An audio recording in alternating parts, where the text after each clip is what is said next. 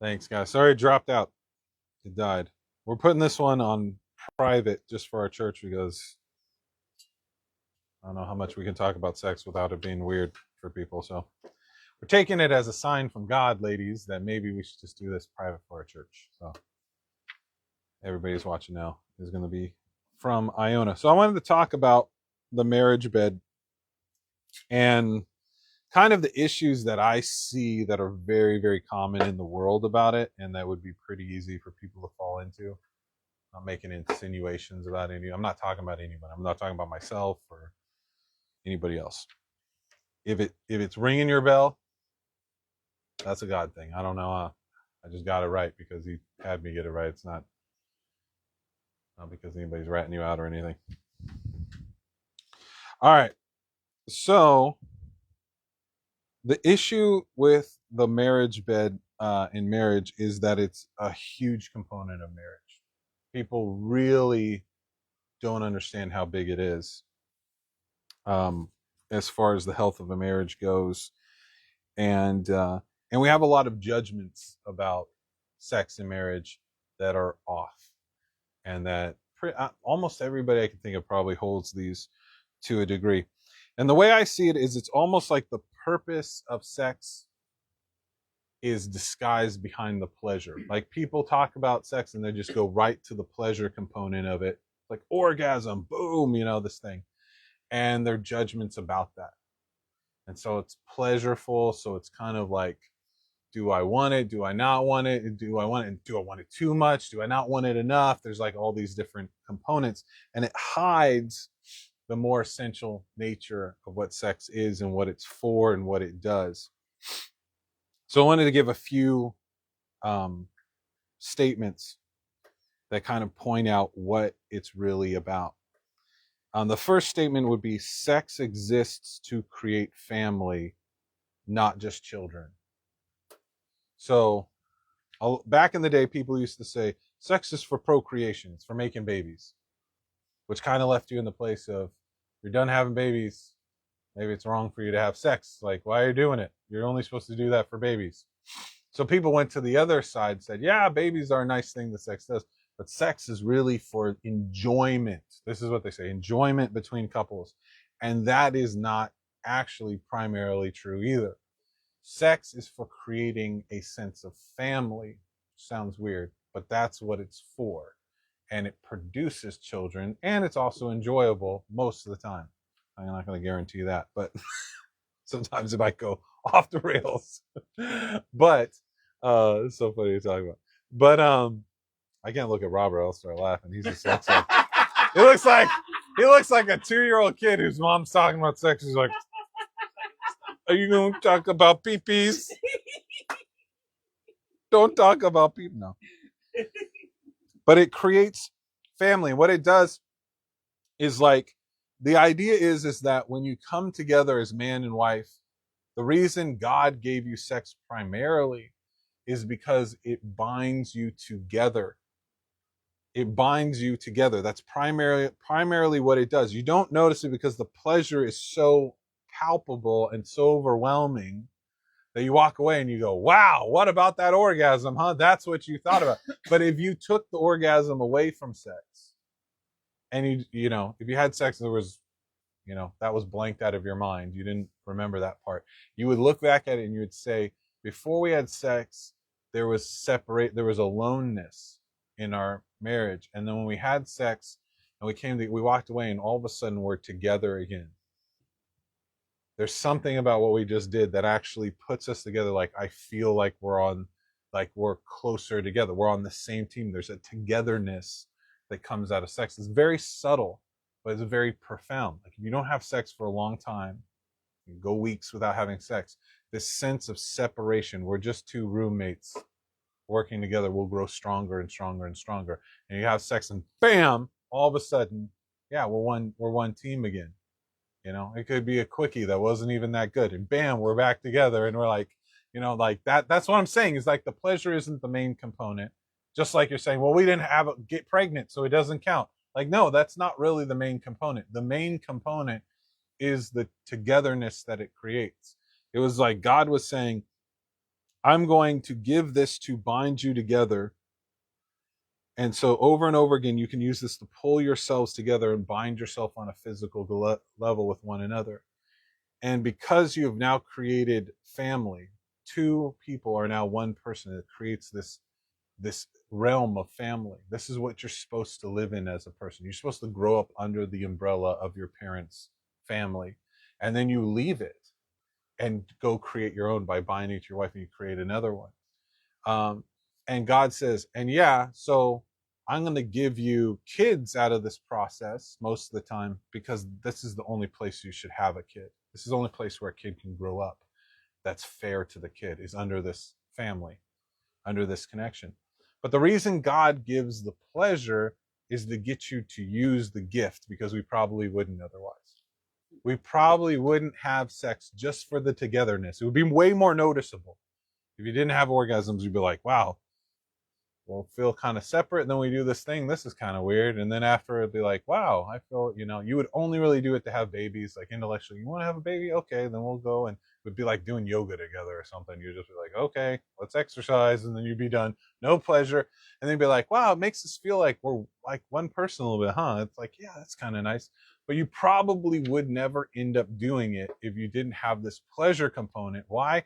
Because sex is really built out of two things, which is vulnerability and having somebody else satisfy a need for you. Is built out of they're tied together in that nature. And they're the two things we're constantly trying to avoid to some degree in marriage. We do it by building a certain habit, a certain pattern of how we initiate it and how we go through it to try, it's just this pattern. We do it every time. And it's meant to hide from what is very vulnerable. I'm gonna get naked, you're gonna go get naked, and I'm gonna give you an orgasm, and you're gonna give me an orgasm, and we're gonna do this together. We're not allowed to go get orgasms anywhere else. This is the orgasm place. You're the key to mine. I'm the key to yours. It's the only way we're going to be able to do this. And here's the most thing. I need this. I need it. And women will try to avoid this, but this is true. You need it. You become a different person. I'm not saying that God can't provide another way, but if God has given you a husband, I can tell you this.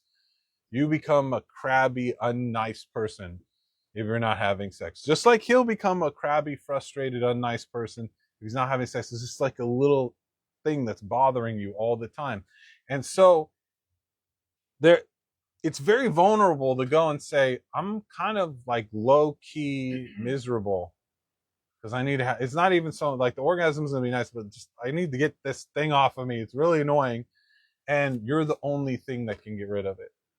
And the vote and do you want to get like naked and look at my love handles and on the breathe hard and get sweaty or something, look weird, and we're gonna do this? Like, just think about if you had to do with think about if you had to do something of that nature with anybody else.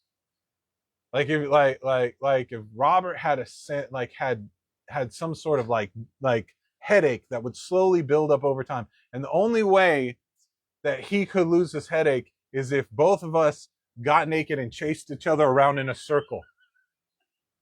And that's the only way he could get, like, he couldn't go to anybody else. I'll spread it out between my other friends or something. He's like, no, hey dude, I know we did this like Tuesday, but this headache's getting to me again, man. Can we just get naked and run in a circle real quick? I know I'm sorry. It's vulnerable. It's a vulnerable thing to have sex with somebody. It's a vulnerable thing. And it's saying, I'm going to come and be like, I need you. And I'm going to trust you to take care of all of this for me. And I'm going to try to take care of all this for you. And that's that's the main part of it. It's the part we try to minimize and say, well, let's figure out if we could get the orgasm without that. Is there some way we could be less vulnerable? Is there some way that you're not really the key to my orgasm? You're not really giving me an orgasm.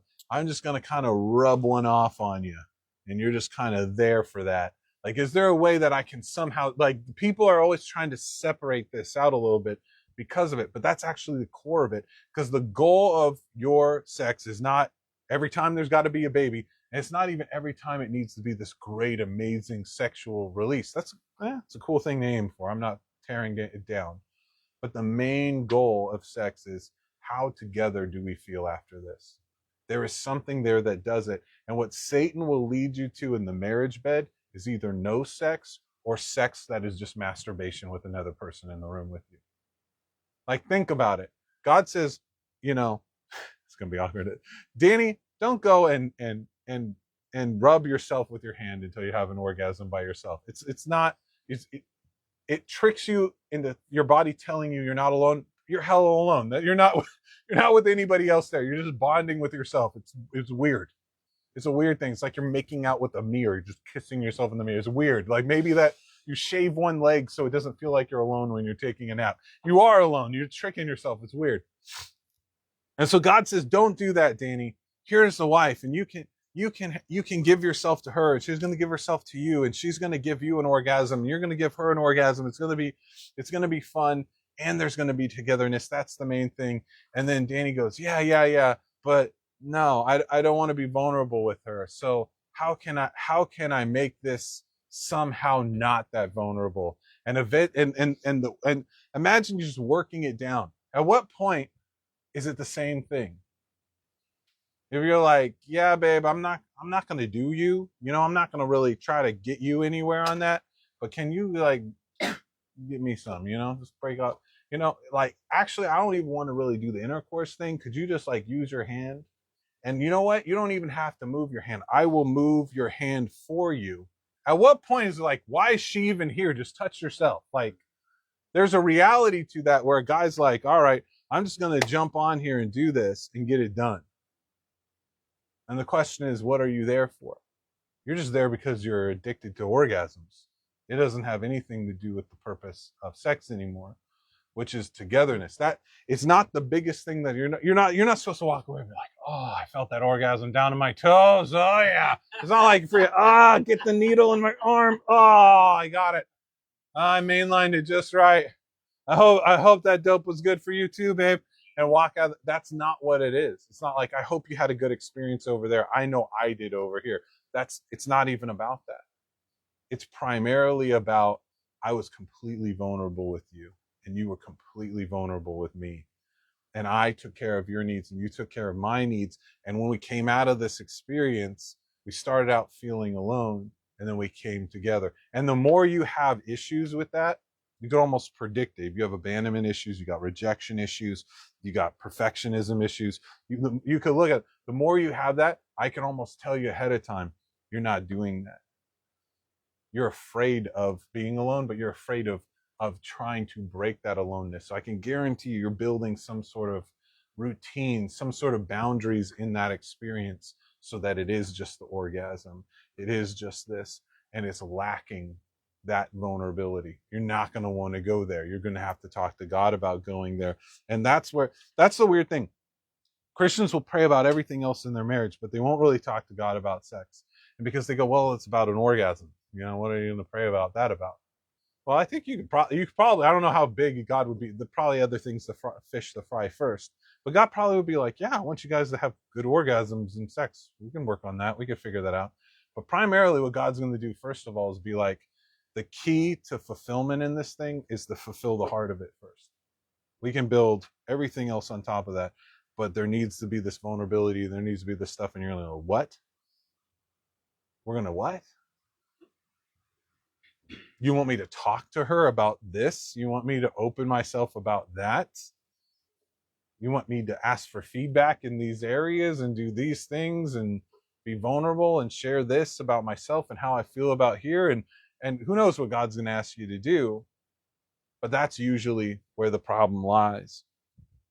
And the real issue here is most of the time, both men and women in our culture were introduced to orgasms before they were introduced to the marriage bed. That wasn't the first time you ever had one. It's almost never the case. And that sense of together and the hunger, even if you didn't get, sometimes women, they didn't get all the way to the orgasm, but they played with arousal before. With a guy, they found arousal, they had an orgasm. They got there quickly. But with a woman, that's not always the case. Maybe they just played with the idea, and they would, it's not even masturbation. I would just read novels and dream about a vampire taking me into a tree with sparkly skin. Ooh, I can fly, Jack. And kind of, It's a fantasy, but its purpose makes me feel this womanly arousal kind of thing. The problem is, just like it says in the Song of Solomon, do not awaken love before its time. We're not supposed to do it. It's supposed to be in service to marriage. And when we awaken sex outside of marriage, we go, this isn't for marriage. This is for having orgasms. This is like a drug. This is like a drug. God built a drug into my body called my penis, and I can touch it and it makes things happen. I can get someone else to touch it. It's even nicer. And this is what this is for. And even when you become a Christian, you get married, you bring that idea into it, and you are never going to understand and respect the marriage bed right, because there's some part of your brain that says, well, the world's kind of right about this one. God's trying to redeem it or something, but this is about selfishness. This is about me enjoying myself. This is what this is. And maybe I'm supposed to scratch her back before I scratch my back or something, but this is about me getting my what, that's what I'm going for. That's what this is about. And it's not. That's what masturbation is. That's what promiscuity is, where I'm going to go around and have sex with as many people as I can. And the whole point is I'm not really vulnerable because I don't even really know your name. And I don't need you. I can walk right now and get somebody else down the street in 10 minutes. It's all about, I'm going to get rid of the vulnerability. I don't need you. I can get it from somebody else. I can go do it myself. I don't need you. The whole thing is like, can we get the orgasm without the kid and without the vulnerability and the togetherness? Can we separate the drug out of it? Because that's what Satan wants to do. And if he can get you to have a relationship with the drug of orgasm, so that when you go into marriage, you think, oh, I'm really lying with my wife. It's like, no, you're not. You're masturbating with her. That's what you're doing. There's no, like, you're actively trying to minimize it. And I'm not saying you're perfectly successful. I'm sure you can look at your marriage bed and be like, there's still togetherness. But you can tell there are some days where I'm just not there at all. I am there for me. And you can see it's working. Like, how can I minimize it? Once you start looking for the vulnerability, once you start looking for the fact, like, she's supposed to be the key to my orgasm, not me using her as some sort of an appendage to it. She is supposed to give me an orgasm. I'm supposed to give her an orgasm. That's what's supposed to be happening, is we're supposed to be taking care of each other sexually. I'm going to take care of your sexual needs because you're not allowed to do it to yourself, and you're not allowed to go to anybody else. That's what you're saying to your wife. I cannot do this to myself. I can't let anybody else do this. You are the one. It's you or nothing. And it's the same thing for you. You can't do this yourself. You can't go into anybody else for this. I am the key to this for you. And we both need each other for this. And we need to be honest about that. And we need to approach it that way. And it's going to be vulnerable. If you're really looking the facts in the eye, it gets vulnerable. And that's why I think a lot of men, like masturbation, other things, I think a lot of times it's leaving an out where I don't really need you, right? I don't really, if I have to, if you start holding this over my head, if it starts getting too awkward and too vulnerable, I can go over here and do this, and it's not awkward and vulnerable at all, because there's nobody else in the room with me but me. I can do this in a safer way where I don't have to trust you with my need. Again, it's the trust and the need, and God has given you this need, and he didn't have to do that, but he did, because he knew that he knew if I give people this need, it will force them together.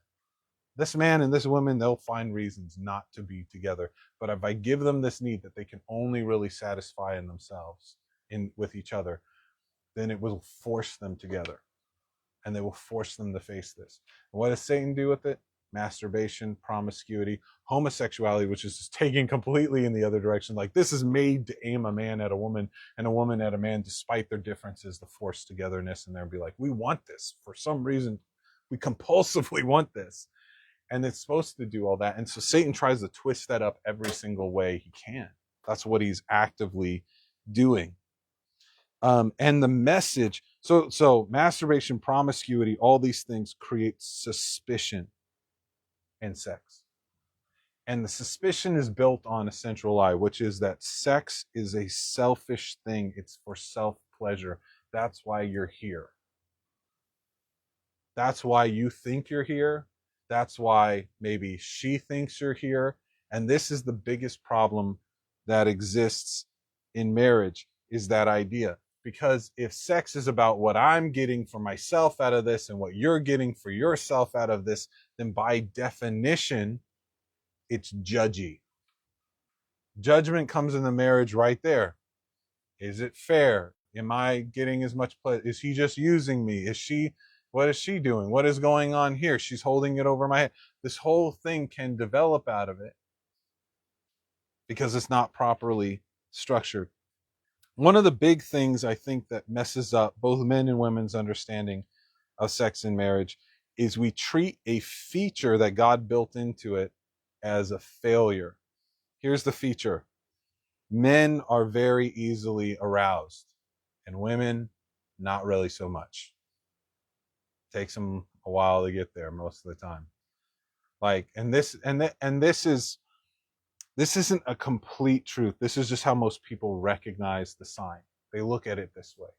Most women say men are horny. They're just ready to have sex all the time. Sex, sex, sex. That's all they want. And a man will look at a woman and be like, she's an icebox. She never wants sex. What the hell's wrong with her?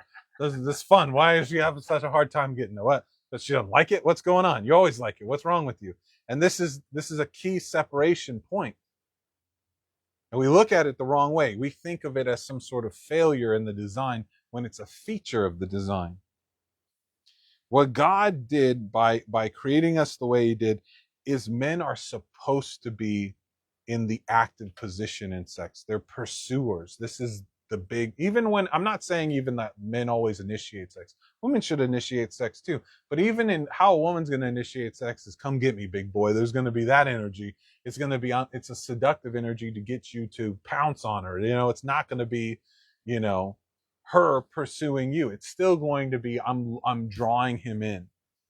I'm calling to him. It's going to be a more subtle thing. A man's supposed to initiate the desire. He's supposed to be laying out a vibe. They're supposed to be awakening these things. And often this is looked at in a negative way. It's looked at in a more negative way, like women are more interested in love and men are more interested in sex. And even like Danny threw it out earlier where he's like, what do men need from women? Sex. And it's like, that's not really true.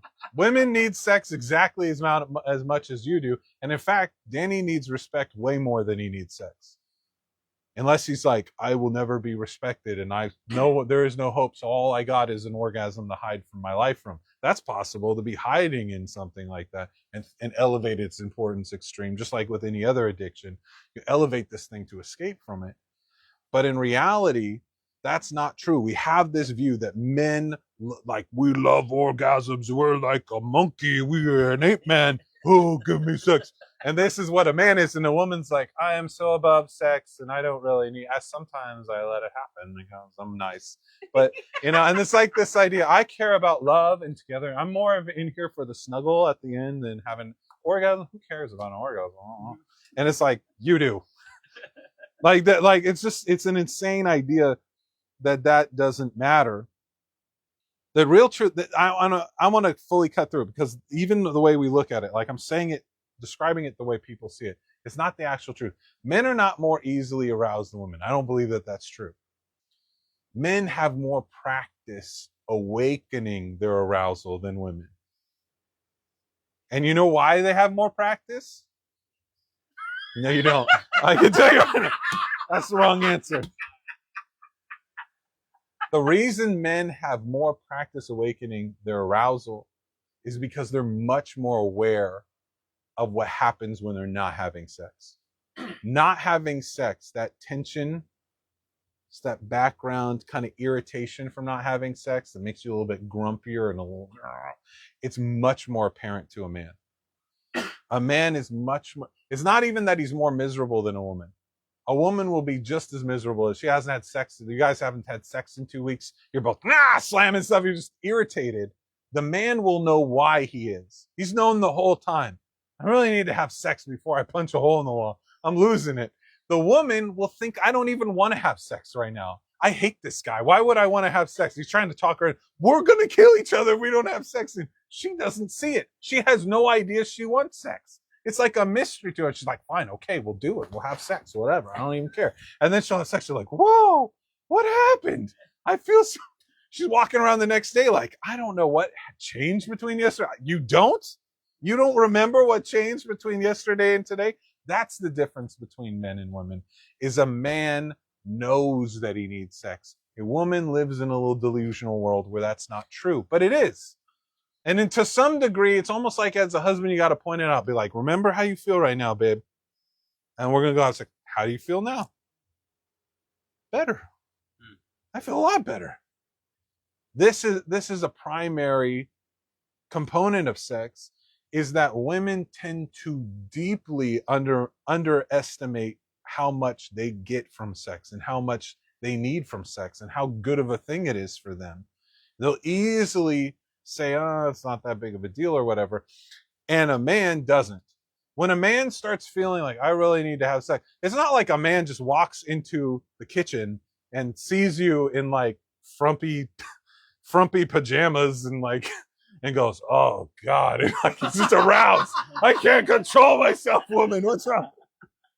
I'm not speaking of everybody's situation. I'm just saying there's a lot of times where you go, how did this arouse him? I'm like all sweaty and, well, because he thought about it. This man was like, I need to have sex. We need to have sex. This needs to happen. And so he's getting himself there. He's thinking about sex. He's thinking about, yeah, maybe I can get her in that room. We talk. Maybe I'll come over and try this move. He's talking himself into it. And guess what? He's getting aroused. He has a lot of practice doing this. He moves himself in that direction. And then this woman doesn't even think she needs sex. And then he comes up, hey, baby. And she goes, sex? What a strange idea. It's only been 2 weeks since we've had sex. Why would we need sex right now? It's like a foreign idea to her that's even being brought up right now. And then she thinks, do I feel like having sex? No, I don't. Of course you don't. This is the first time you thought about sex in like 2 weeks. Of course you're not instantly, fell over on the ground, legs up in the air. Let's go, big. No, it's not going to happen. Like women are just, they think they're not sexual because they have no practice thinking about like I've learned that if you go to a woman and you just drop the idea, maybe later, just put the idea in there, maybe come around and like a little soft touch, a little kiss on the neck or something. You're just teasing because I'm just trying to get the idea going because I realize she's not thinking about it. She's on a different planet where sex doesn't exist. But if I go, I'm the one who's aware of these things. I know she's stressed out of her mind. She doesn't even know what this is. I know what the medicine is. She doesn't believe this medicine is going to fix her. I know this is going to fix everything. This is going to fix like 90% of what's wrong right now. So I go, so you gotta play. No, it's like that. Like, take your medicine. I don't need the medicine. You need you're going to love the medicine. What's wrong with you? But you got to plant. It's almost like you have to plant the idea, and then women are just as capable of getting themselves aroused as a man is. They just don't know that they are. It's like, you got to think about it, baby. You got to think about what this is going to be like. Put yourself in there. What is it going to be like? You start thinking about that for a few minutes, your body will go, what? Sex? We need it. We've been trying to tell you for weeks. What are you doing? Hopefully it's not weeks. I'm using extreme examples here, but that's supposed to be the situation. And instead we get this weird idea. Like, women think that they don't desire sex, that they're above sex because, and don't take this, they're bad at it.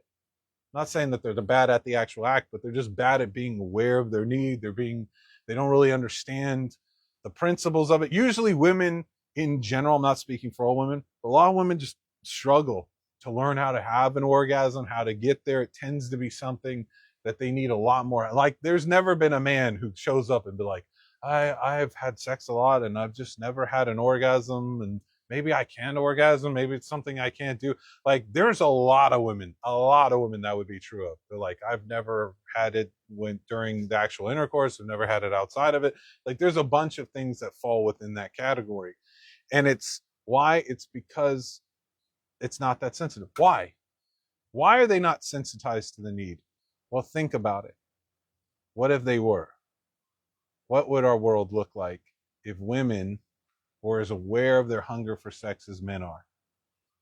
You want to know what that looks like? Look at a gay club. It's when both partners are as aware of sexual hunger as the other. It's bad.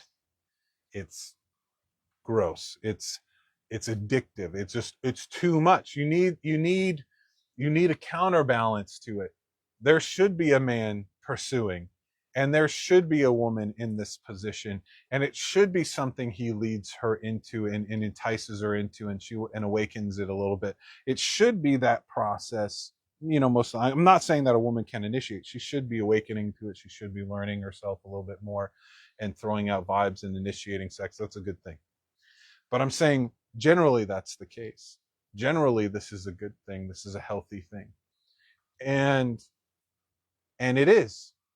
It's not a bad feature. Your wife is not an ice queen because she needs to learn these things. She just needs to learn them. You're supposed, as the husband, you should be learning it right alongside her, honestly. Like, you both should have never had an orgasm before until you got married, and you should be learning this together, and there should be a lot more open-mindedness about what all this means as you're learning it. But you both came knowing more than you should have on any level. Even if she was a virgin, she watched TV and had theories and ideas and thoughts about what the marriage bed is going to, and you both have notes you're not showing each other about what you think this is about and how to go about it. And you're both probably avoiding vulnerability instead of talking about it. And so you end up with maybe she's not thinking you're some sexual ape, but you think she's thinking you're a sexual ape. Give me sex. Oh. Maybe you're thinking that she's thinking that. You're not being vulnerable. You're not talking about it. And it's very, very common that these things develop. These ideas develop in our minds. Now, what happens if that's the case? If that's the case, then you're going to come to sex feeling what? Like, I'm just some pathetic, fleshy sex addict, and I just look at my wife. She's a saint, and she can go for months without sex, and just gets closer to God, and I'm humping the couch over here like, I can't handle it anymore. And if you think you're that, and even if she's thinking you're that, then what happens with sex? Then sex becomes the equivalent of a woman letting her terrier hump her leg out of pity. She's like, okay, can you hurry? I know you really need this. Just hump my leg and be done. And he's like, I'm trying to go fast. I'm trying. Oh, thank you. I'm done. I'm out. Okay, sorry about that. How could it be less? Then what is it? It's Satan trying to move this to what? You're just masturbating with your wife. It's not connection. He wants to minimize the connection. The two things that the devil will do is, one, he will make the vulnerability scary, and he will push it forefront, knowing that you will run from it, and so you just avoid sex altogether. And then you go and you're doing pornography. She's watching 50 Shades of Grey, and wow, you're just shooting off to the extremes.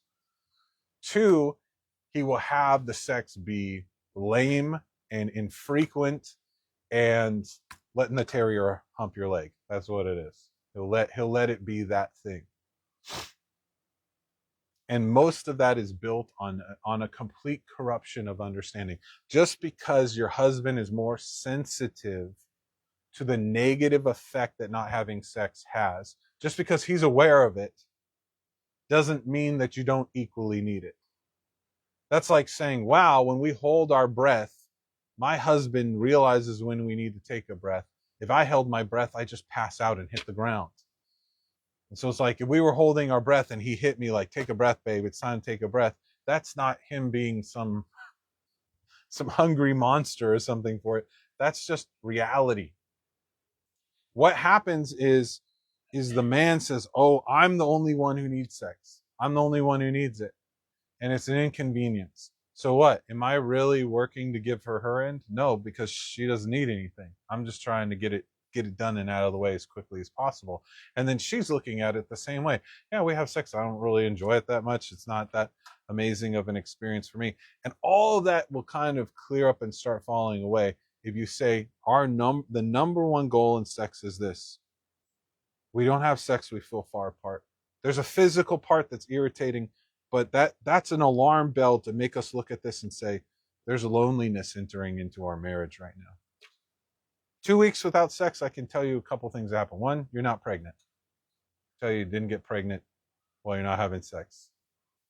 Virgin Mary aside, that's not happening. Second thing I can tell you happening is your bodies are getting frustrated because they need more sex than that. And that's probably a helpful way to think of it. Our bodies are getting frustrated.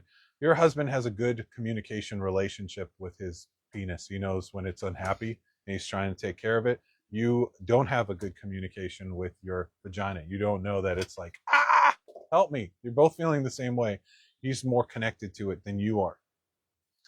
Those two things are happening. But the biggest thing that's happening, the most important thing that's happening, is you are separating spiritually. On a physical level, you are feeling emotionally further and further apart. You could be doing all other sorts of things to feel close together and being a team, but it's feeling like we're buddies. We're friends. High five. We got this. Hooray. Huzzah. It's not going to be romantic. It's not going to be love. It's not going to be what marriage is supposed to be without that sexual component. That's what's going to change it. And I can put it this way. Marriage is like a boat. And there's a sail that catches the wind of the Holy Spirit. And that is the spiritual side of marriage. And it takes marriage to a whole other level if you're praying for each other, if you're praying together, if you're worshiping together, and you're having that spiritual connection as a couple, and you're praying and you're seeing each other in the Spirit, and you're fighting for each other in the Spirit, that takes it to a whole nother level. It's not an essential in marriage, because sometimes people are married to unbelievers and they got to fight that fight. And it's not always going to have that heaviest, it may be a one-sided spiritual component. It might be some people don't get married for years and before they come to the Lord, and that component's not there at all. But it gives direction and purpose and transcendence to marriage. Marriage is ultimately to bring us closer to God. So if we don't have God in the picture, it's going to be why are we doing this a little bit? It's mystically awesome, but we don't understand the purpose of it. So we have that sail that pulls us. That's one end of it. But we also need this anchor. And the anchor keeps the boat from getting blown right into the rocks and getting ripped apart. The sail is like, well, you don't have a sail. You're just a raft floating in the ocean. Eventually you rot apart. You never get to your destination. It's a long-term problem. The anchor is you're going to get in a fight at some point in the next month. And if you haven't have an anchor that you've dropped recently, you're going right into the rocks and there's going to be damage. And this is what happens. People are walking around in their marriage and they're like, we're not that together. We've accepted a minimal level of togetherness. We have minimal togetherness with each other. And then a fight happens, something goes wrong, here's a storm, and we're not really on the same team. We're just next to each other. And sex is that anchor. It's a physical anchor. You got spiritual togetherness, which is big. It's a very powerful thing to do it. And I would say just as important as having sex regularly is praying regularly, sharing burdens and having each other pray for it, and then doing like a worship song together. Like maybe some nights when you go to bed, that's what you do. And other nights you get busy. Maybe you do both sometimes. But they're almost on equal footing in importance of what they do with the marriage. But the physical anchor on the physical side of marriage that pulls you two together is sex. It's not we're having amazing orgasms and we're trying to experience the highest high. It's not like a drug. Let's see how high we can get on orgasm. Oh, I had 20 orgasms in a row. My eyes are bleeding. That's not really the point. Like they're porn stars, right? And they do all sorts of drugs and stuff and count how many orgasms that they can give each other and stuff. They're not together. That's perversion. They're learning how to use the drug.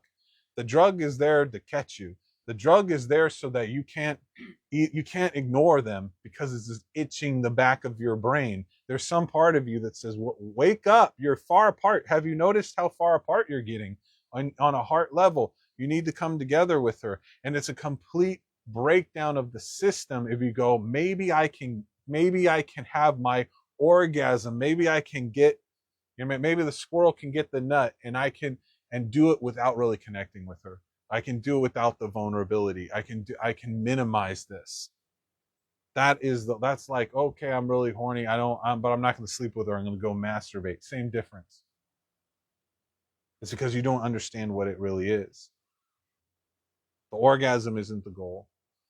That itch in the back of your spine, you're like, oh, I need the release so bad. I'm getting twitchy. For both of you, that's not these are alarm bells that your bodies are physically giving.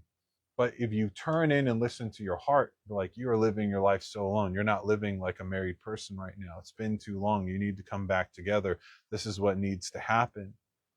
And if you can shift that focus there and you can start talking about that and connecting on that level, and your goal starts being, let's be vulnerable and let's make sure that I'm giving you your orgasm, you're giving me my orgasm, and this is not selfish. This is selfless. We are giving, we're not taking. I'm not showing up and telling you what to do, give me this, or using you to get this. I'm not doing this out of my background in the world where I was just using a woman or pornography, which is still using women or something like that to get my in. This isn't like girls do the same thing.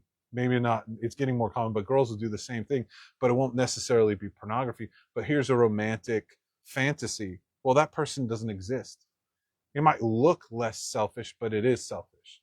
It's, I'm going to think about what the romantic fantasy is of me, and and and and I'm thinking about, that guy from One Tree Hill, and I'm 14 years old. I'm thinking about it, and oh, we're running off together, and we're making love under trees, and it's beautiful. And it's like they have a fan, and they maybe never go to like physical masturbation. Some women do. Some women, a lot don't though.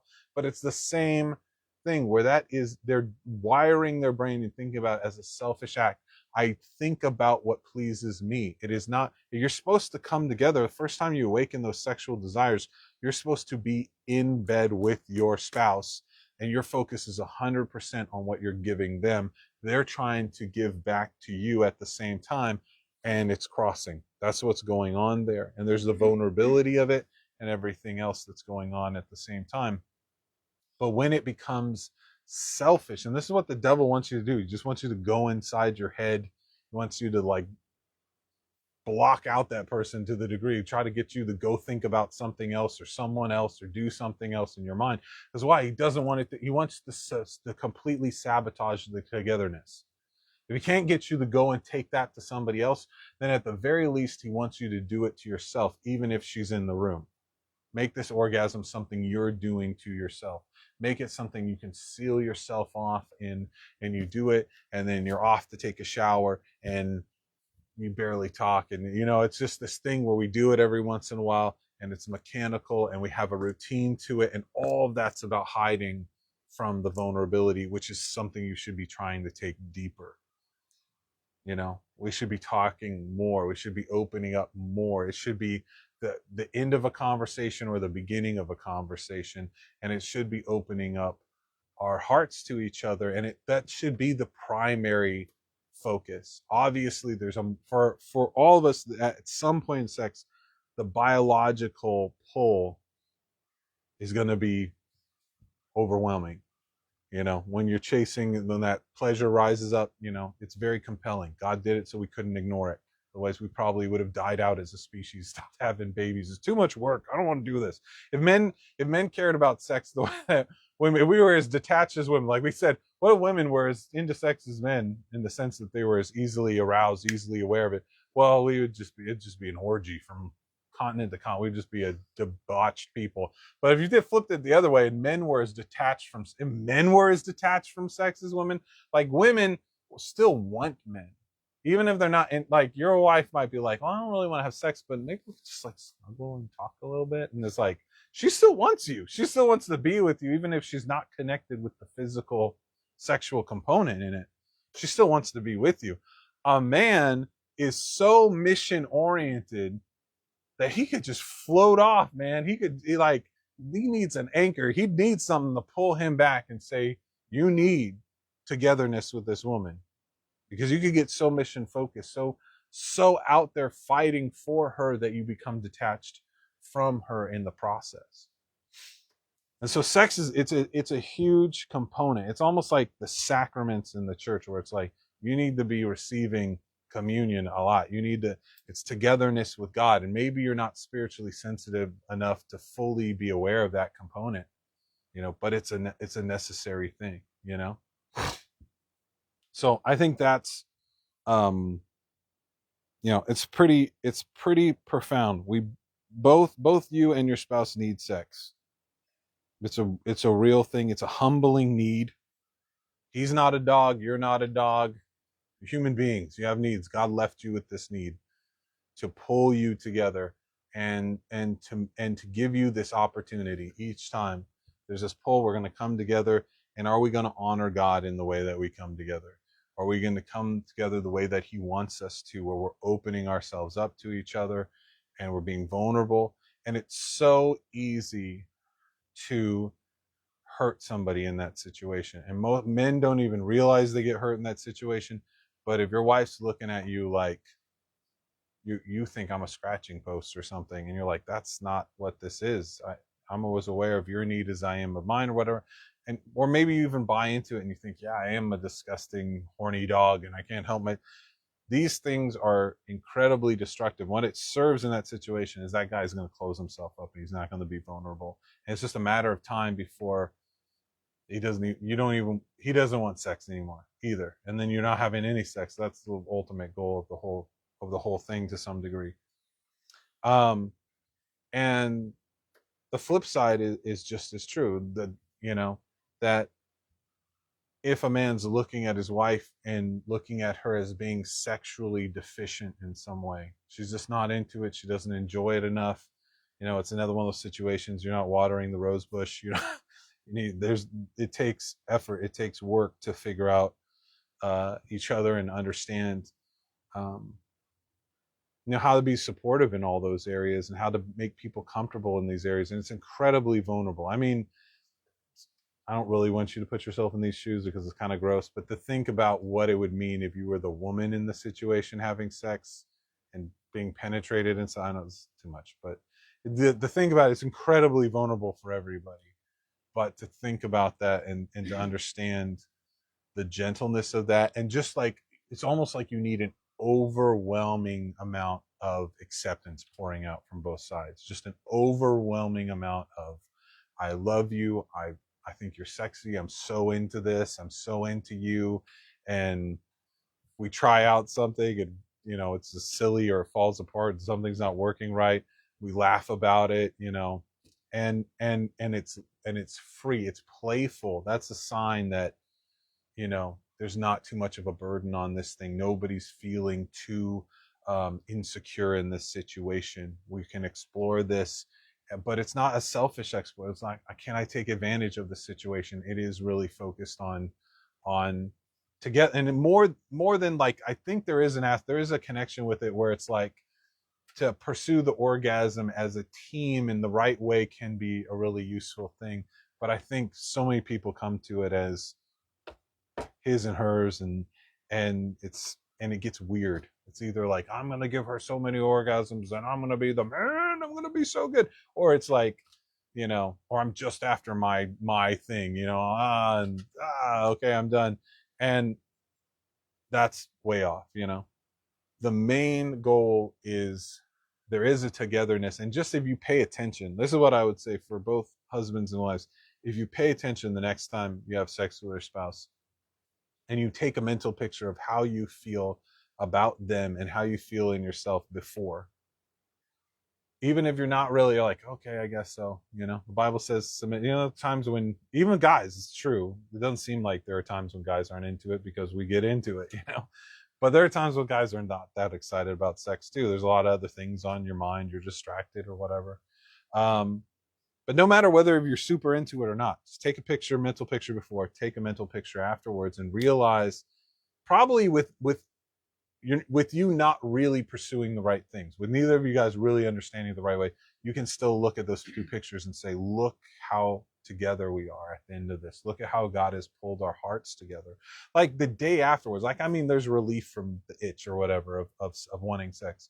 That's a thing. Um, but there's also a reality of just togetherness. We did this thing and it brought us together and we were vulnerable with each other. So I feel more comfortable being vulnerable with you in other areas as we walk out. I can admit a mistake a little easier. I can apologize for a mistake a little easier. You can ask me for help a little easier. Ego gets less involved because it dissolves a little bit when we depend on each other that way. And that's really the goal. of the whole thing. It's very important, but a lot of people are actually serving the enemy in their marriage bed because they're making and it's not even or I almost hate to say that's the orgasm, but they're making it like a drug. It's about a relief. It's about I need to get my fix. I need to do this, or oh, I'm gonna let them do this and get it over with. And we have an off idea of what this is. You should look at it and say, thank God God has given me thank God that my wife isn't being the man and chasing me down. But and I don't want to get wrong. There's totally a right way for her to initiate sex. It shouldn't be that she's never initiating sex. It's not a good thing. But in general, isn't it good that you are not, it's a weird word, but the aggressor in sex? You're not a passive partner in sex or something where you're just like, oh, what's happening to me?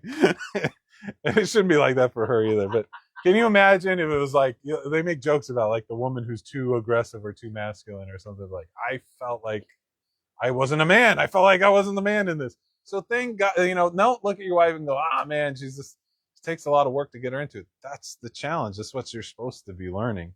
That's what you're supposed to be figuring out. How do I plant the seed? How do I whisper a little thing? How do I put the vibe out there? Do a little sweet thing for her here?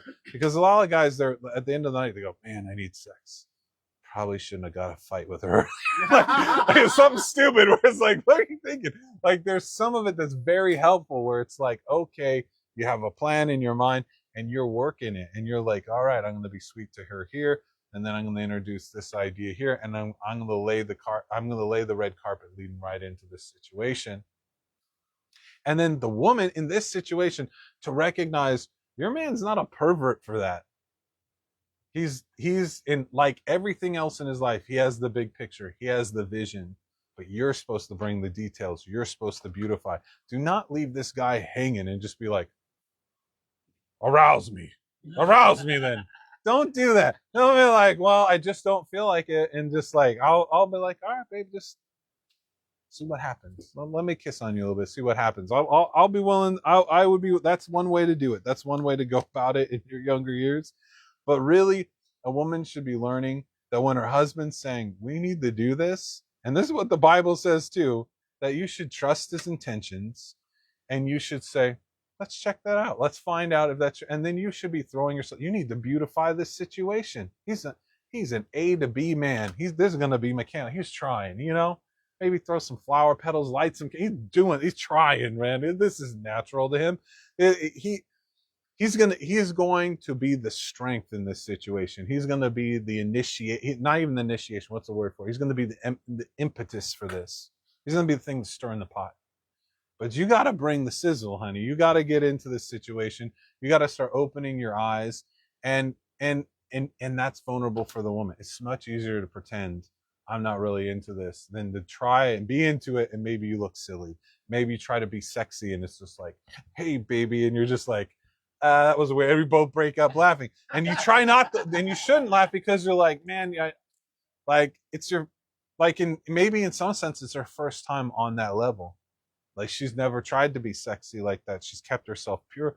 Way to go, honey. That's not something to be ashamed of, but I can understand you being embarrassed about it in that situation. I've never been flirtatious like this, and you need to have such security that she can play in that sandbox, and if she stumbles, it's not that big of a deal. And the same thing's true with the guy. You don't want to slap the guy's hand for coming after you, because one day he'll stop, and then what do? You're not comfortable going after him, and he's not going to come around if you keep rejecting him like that. There is a point where a man will say, this is too humiliating. I'm not actually going to pretend to be the terrier that humps your leg. I will go and do the illegal orgasm instead and sin against God, or be a monk.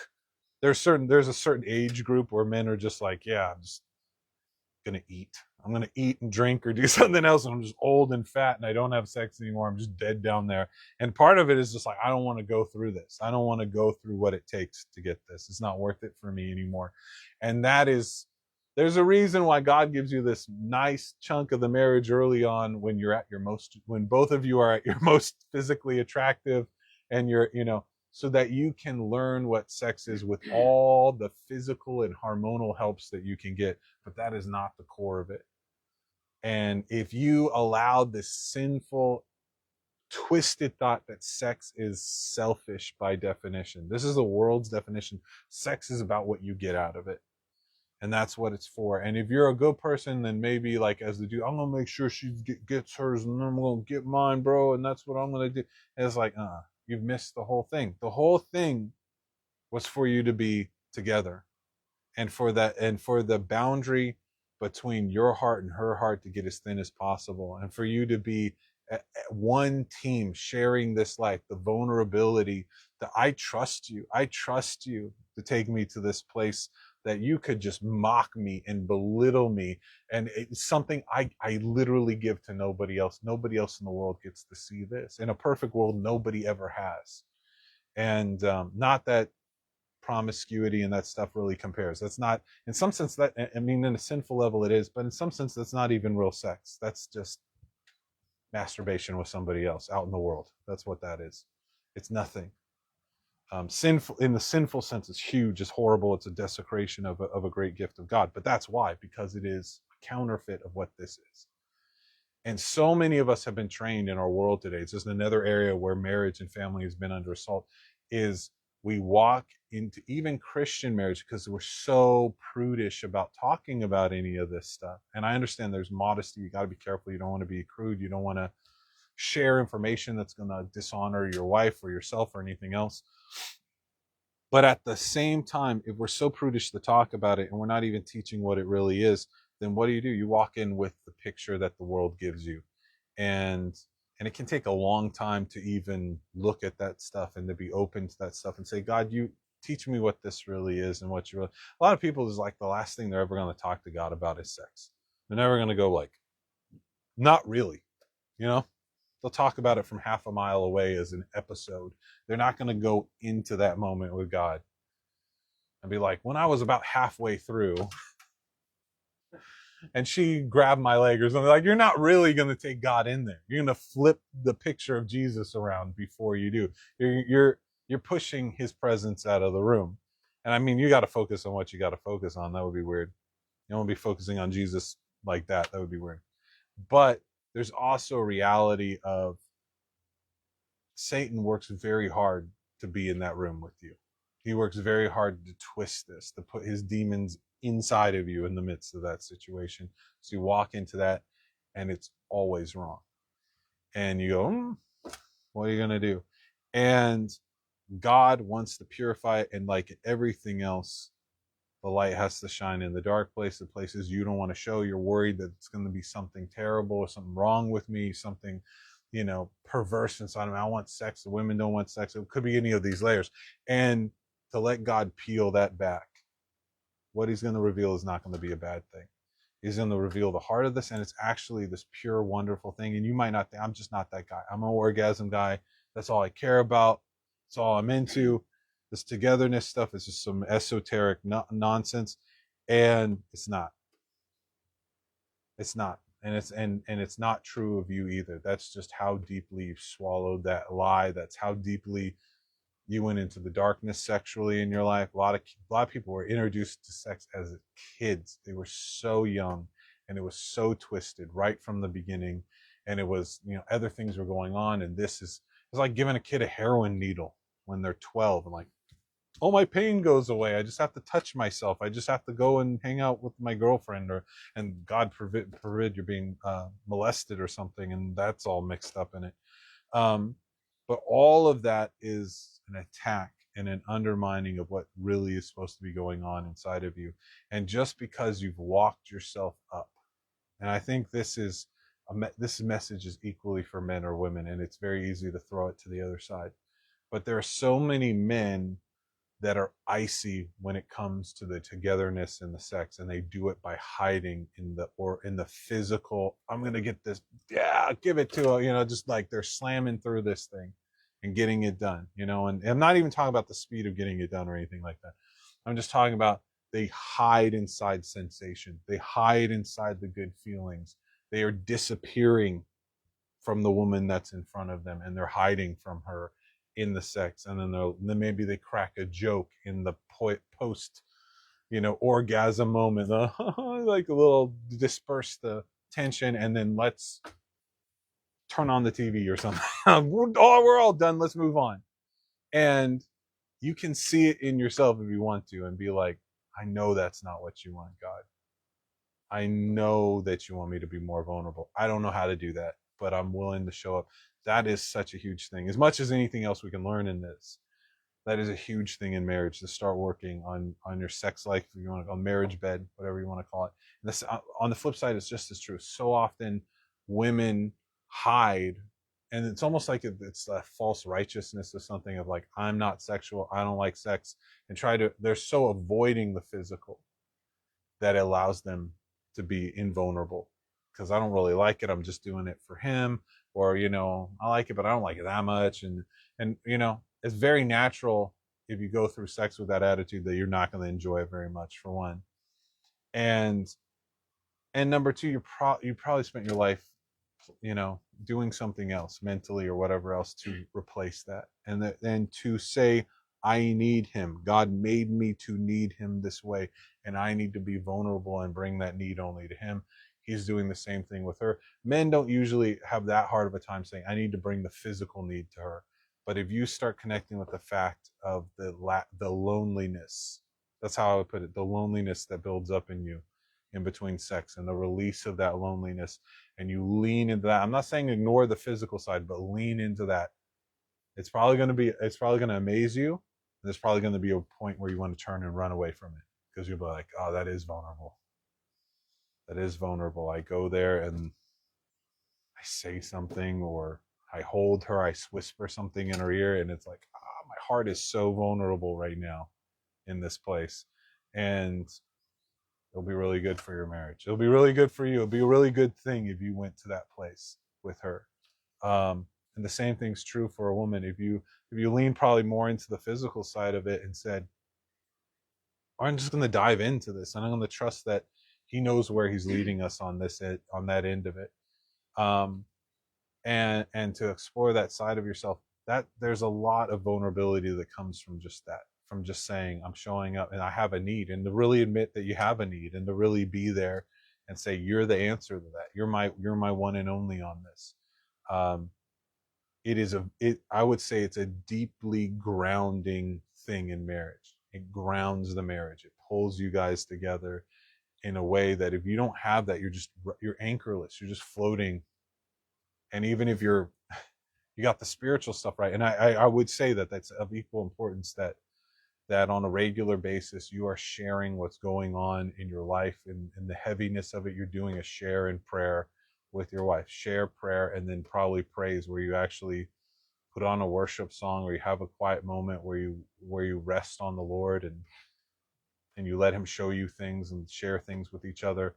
That's the other side of it, and it's deep and it's important too.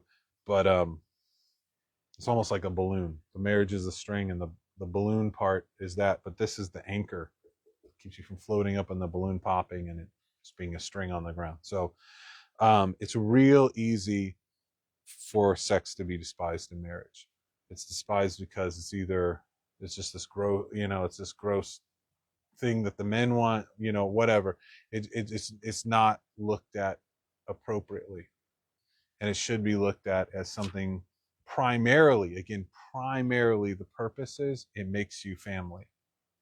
There's even a dimension of it. We need to have sex because what it's going to do for the kids when they feel our togetherness. They don't know where it's coming from.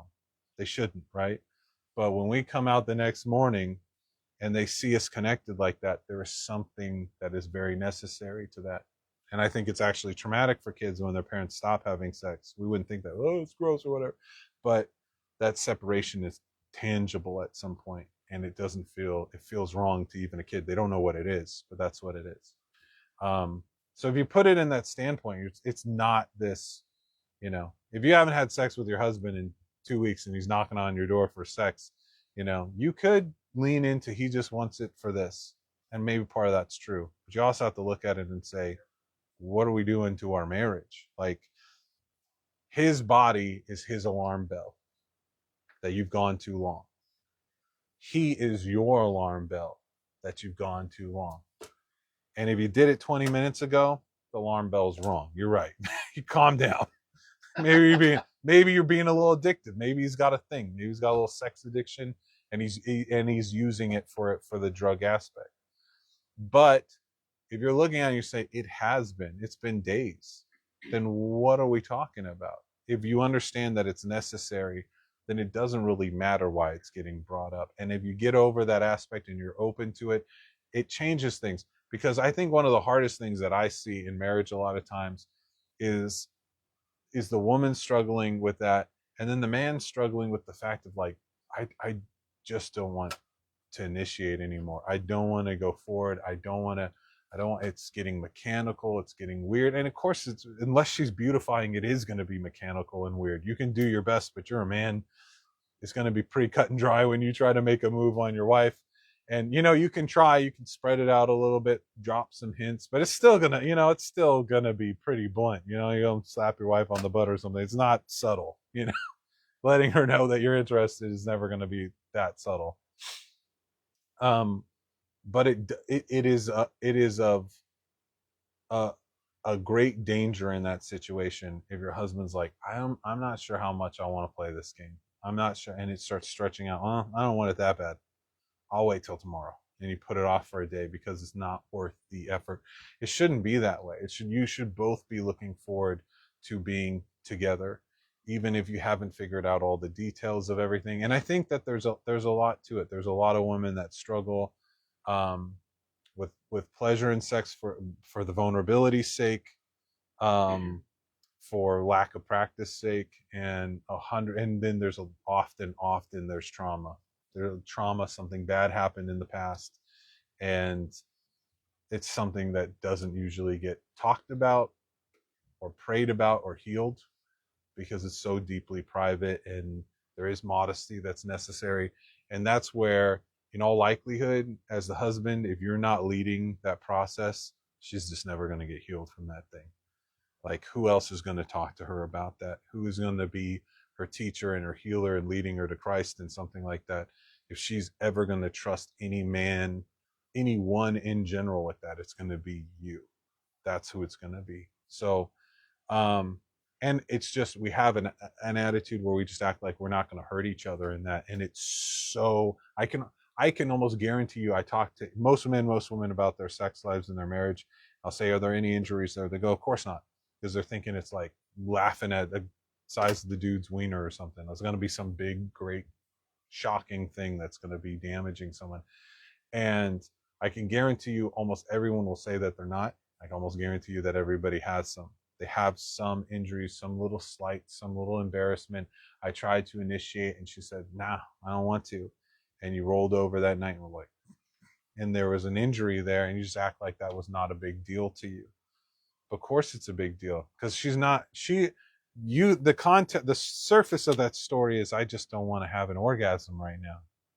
It's for me, so I don't want a cookie. Why would that offend you? I don't want to eat a cookie.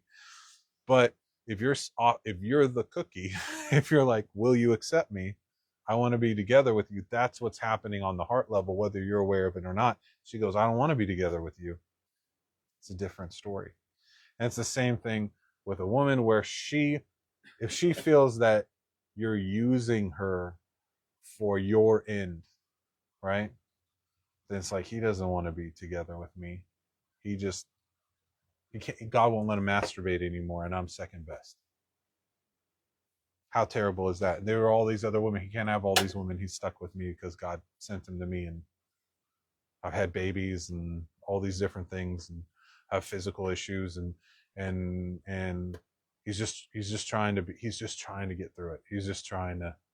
It's a terrier humping a leg. The terrier doesn't want the leg. He wants another terrier, but this is what he gets. Either way, that situation is so derogatory to both of you. It's such a damaging thing. And that's one of the reasons, awkward as it is, we got to invite God in here to say, this is what this actually is. This is the strength of man. This is the beauty of woman. This is the three-stranded cord where God's weaving us together. It's not easily broken. It's this fantastic thing. And the world has sullied it. And we're carrying the disease into the marriage bed, thinking it's it's of the nature of this. And it's like, there's nothing selfish about this if we're doing it God's way. That's evil we bring in because we were introduced to the wrong thing in the wrong way beforehand.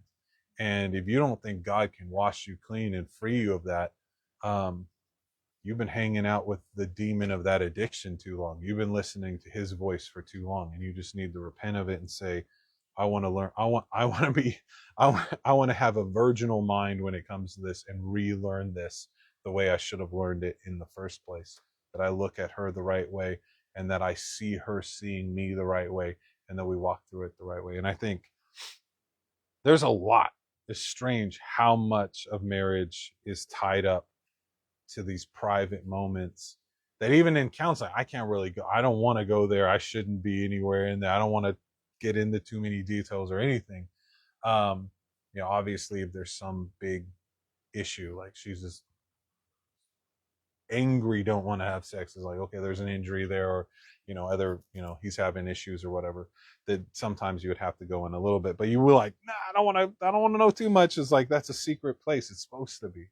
That's for what you have for her is only for her. What she has for you is only for you. No one's else supposed to be in there. But it's amazing for something that cannot really be talked about to its fullest depths, how much weight there is to that. And we laugh at it because it's funny on some level, but also because it even talking about it starts making us vulnerable, and we're like, don't want to do that. Anyways, I just want to touch on a couple of other points as we go through, just to close this up. Placeholders. I could teach a whole sermon on this, but it would not.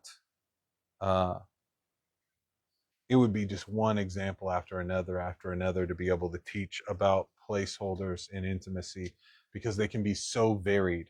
The best thing I can say about using placeholders for intimacy is to look at your marriage, look at the time you spend together, and really be honest, is this intimacy? Or is it a habit? Or is it a pattern? And think about, and sometimes you can test it by like, what if I just mess it up? How hard is it to get us uncomfortable? If I take us out of the normal situation, how far do we have to go before it gets weird? If I was like, hey babe, let's just stare into each other's eyes for 5 minutes. Let's see how uncomfortable do you get? How uncomfortable do you get when it's really, you're talking about, there are things that people do. There are couples, they never stop joking. And that's a placeholder, because when we're laughing, we don't have to feel a problem. We don't have to acknowledge a problem. We never get serious. There are other couples, they're business all the time. There's no playfulness. Because it's not safe enough to do that. We got to stay business. And there's just a lot that I think probably the most common placeholder is routine. We set a routine, we keep the routine. Every night we do the same thing. And if someone asks, you spend time with your wife, do you spend time with your husband, you'd be able to say exactly how you spend time with them. But it would be very structured. And if you really took it to God, you'd be like, it's actually designed to hide whether there's intimacy issues or not. And if we shifted it up, it would expose something. So again, the great example I have is like when you're on a vacation, what do? You pack your vacation with distraction, because it's off pattern. So let's go do this. Let's go do that. Let's go to this restaurant. Let's go to that restaurant. Keep yourself busy all the time. In the same way, you go on a date night, doesn't really work because you're sitting there waiting for the food to come. Your kids aren't there. You're just sitting there. And if it's different, like if you do that every Tuesday, it's not going to work. But if you threw that out there and you haven't gone on a date night in a long time, and it would be awkward for you to sit there in that environment because you don't have a habit, you don't have a placeholder for that. That would be an indication. So what you want to make sure that you're having the opposite of a placeholder, which is times when you are facing the facts of your relationship and you're not hiding from what's going on, and you're talking about the fruit that's going on. That's the main point of that one. Like I said, we could have 100 different things, but none of the chance that I would hit on an example that's perfectly fits yours isn't great. You're going to have to let the Holy Spirit take you there anyway. Number 3, speaking ill or lightly. That's another way of saying lightly of your spouse. Speaking in vain of your spouse is very heavy. Most of the time, It's a mixture. When you're moving the responsibility, when you're not saving place for your spouse, you're replacing your spouse. A lot of it has to do with you changing the narrative about her or him. And that will happen how you're thinking, how you're speaking to yourself about your spouse, how you're talking about them, how you're talking to them is usually the way it goes. And there's some mixture in it. A lot of it hides under, I need to tell somebody about this. I need a prayer request. I need to vent a little bit. This stupid, crazy lady, she's freaking annoying as hell. And you end up saying these things. And you should be fearful, even in a prayer request, even in these things, to speak so insultingly of the person that God has given you. When my kids fight, what I say is, don't you know when you disrespect your brother or your sister, you're disrespecting yourself. They're your family. You're not so far apart from them that you can insult them without tearing down yourself. There's no way you can speak insultingly of your spouse and not have that fall right back on you. She sucks. You suck. She couldn't suck. She couldn't be so terrible if you were doing your job.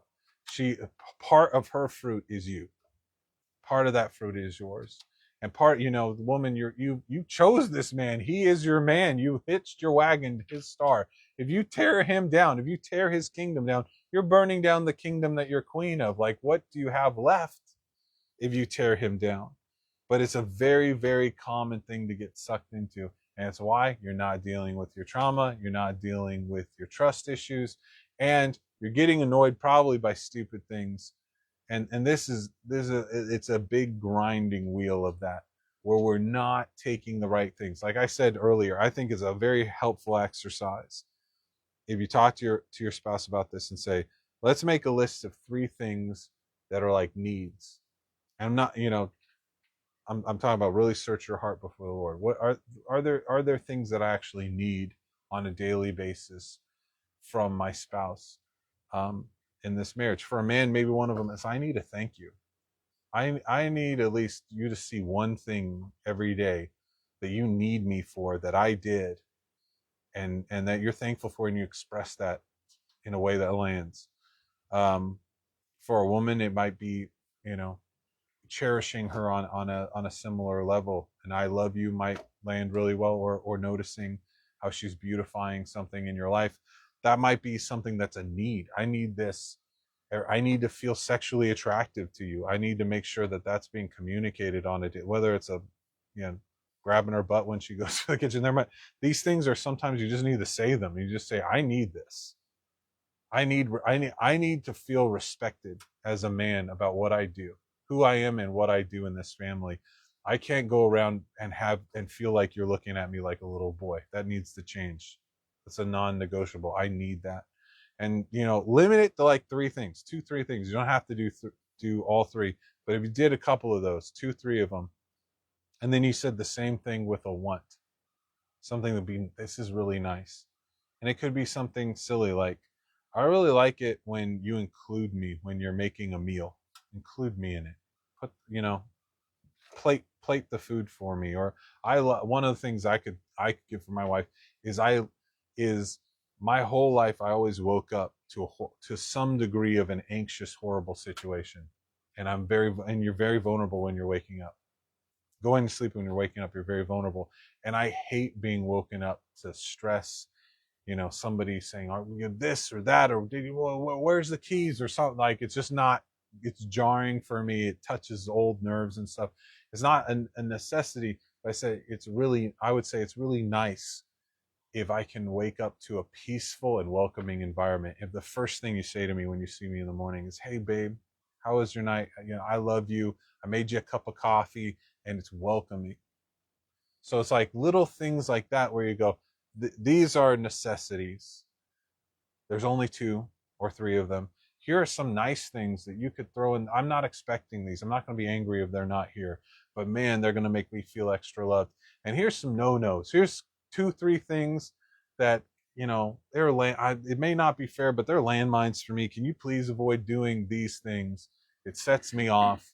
One for me is I hate it when I'm giving to somebody and they're just keep on asking. They'll always ask for one more thing until they get a no. It's like I think I can get a little bit more out of this trip to Costco. Let's ask for one more thing until they end on a no. I hate ending on a no. Can I just be generous and we're happy with it instead of asking until I say no, and then it's a little bit disappointing. It's like, well, why did I do all the sacrificing for to give all these other things? So there are times when you might need to explain some things, but there are little things. And if you did 2 or 3 of each of those, that's like 9 things total, most that you could put out. This is what's powerful about it, is the next time your spouse annoys you, you can look at it and say, is it one of the 3 things that I told them that I need them to do?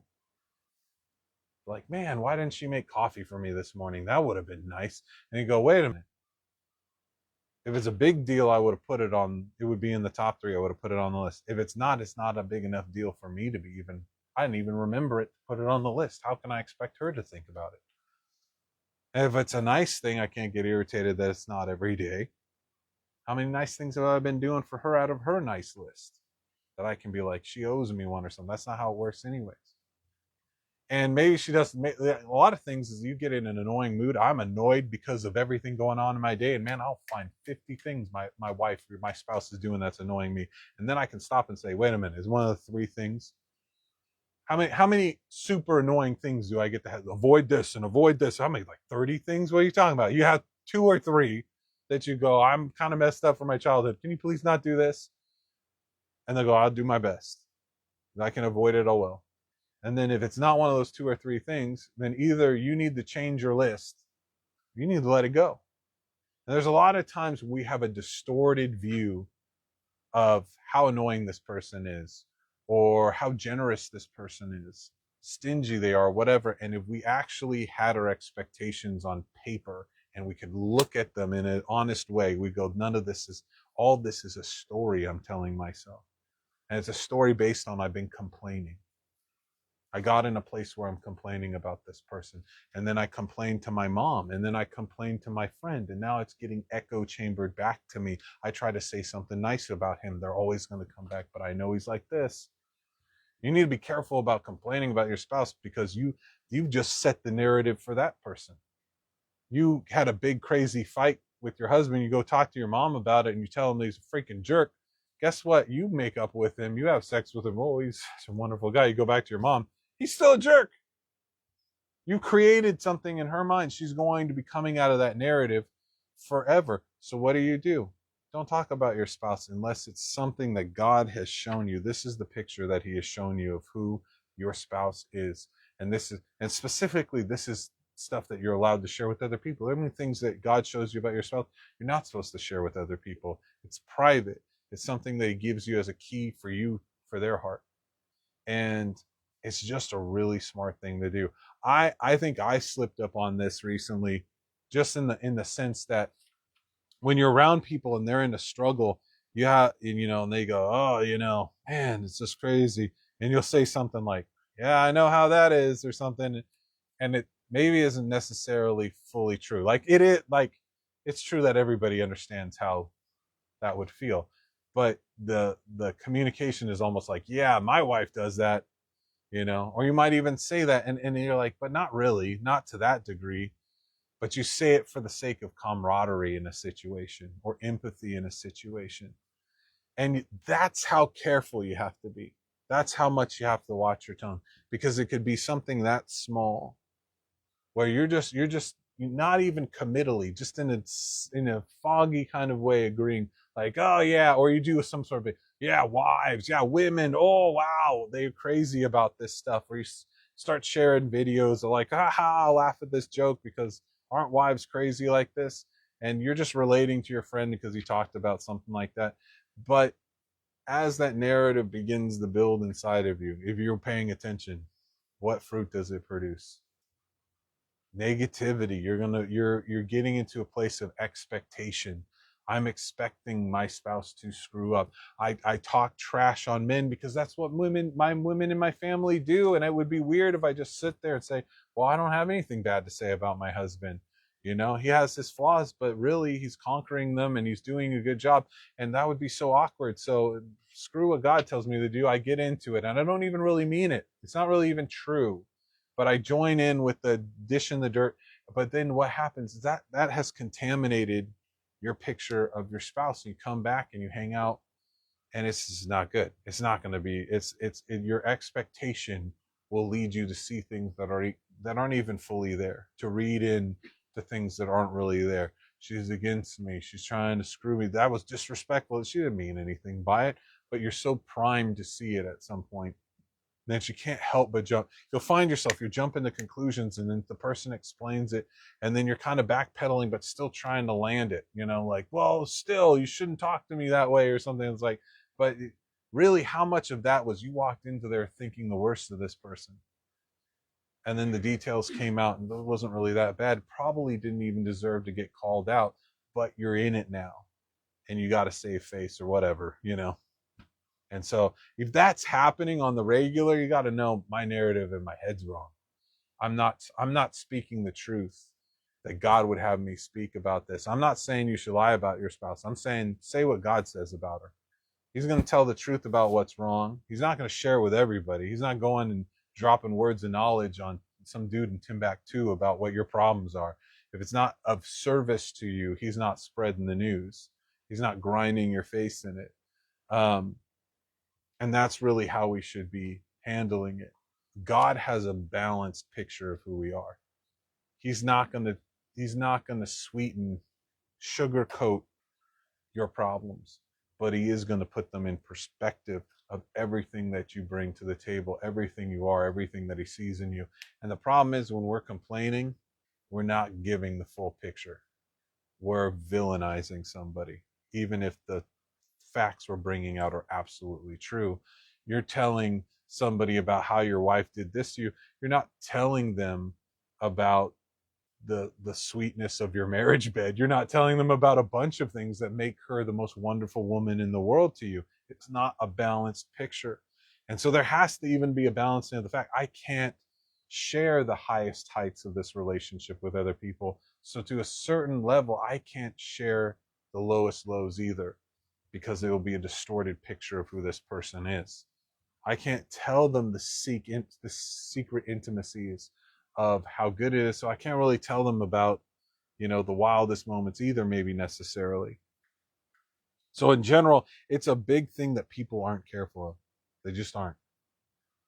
And I, you know, preaching to the crowd. I for most of my marriage, I was very, very incredibly careful about that. Recently, I've been saying, it's just that little bit of, oh yeah, bro, I hear you there. You know, wow, women can be nuts. And even that, I could tell over the course of like a month or two, there all of a sudden was an irritability, an expectation that started to enter my mind from that. And instead, just switching back to, this is who God has showed me Kelly to be, and I'm going to hold her right here where God has her. And even if it's uncomfortable, like, you know how it is, be like, sorry, brother, I don't. That's not what's going on with us. We have other things, but I don't get that. It's sometimes you got, you know, the wife goes to hang out with her family and they want to dish the dirt and be like, my husband isn't a drunk. He doesn't hit the kids. Not, you know, sorry. Like, I get what you're saying. That sucks, but that's not what, you know, it feels weird. But sometimes you got to be like, that's not, I'm not cursed. Like, sorry, you might hang out with your parents. Sorry, Dad, my marriage ain't like that. I don't know what to tell you. It's better. I'm not trying to rub it in your face, but I'm not gonna lie or exaggerate, tell stories at a class for the sake of smooth conversation. Even that's just silly. Um,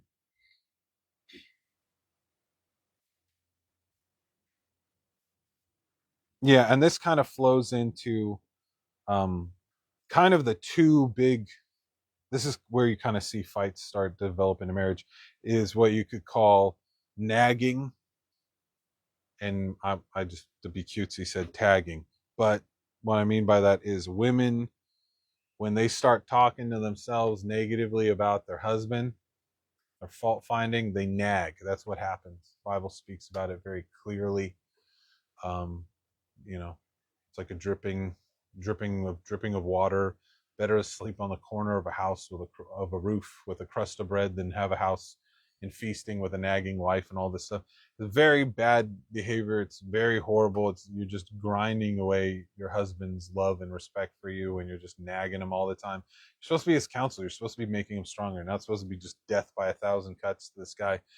But I think it helps if you understand nagging comes from fault finding. If you weren't sitting there looking for faults, you wouldn't be saying something. If you looked at it and said, and we're constantly saying he's doing his best, you're recognizing what God's doing, you're trying to help him, support him to be better, instead of, shoving something in his face, rubbing his nose in something, that nagging would disappear. The man version of nagging is basically just blowing up. It's yelling at people. Sometimes men are a little bit more controlled. They're not raising their voice. Sometimes they're less controlled. Stuff's flying across the room, punching holes in walls. Hopefully not actual physical violence. That'd be terrible. But that's the tendency. I'm gonna get loud. I'm gonna get big. I'm gonna talk down. I'm gonna say something really ugly or really horrible to you. It's the same thing. A woman, when she's judging her man, is dripping out all the time. Dup, dup, dup, dup, dup, dup. There's just a little bit of. A man will just look at him and be bitter. And it's in the eyes, but they don't say anything. They're just sitting on it like a volcano until the last straw, and then blah, it's all at once. And it's just as ugly. It's just as terrible. The Bible says to be very careful in the way we treat our wife, with gentleness, with care, with love.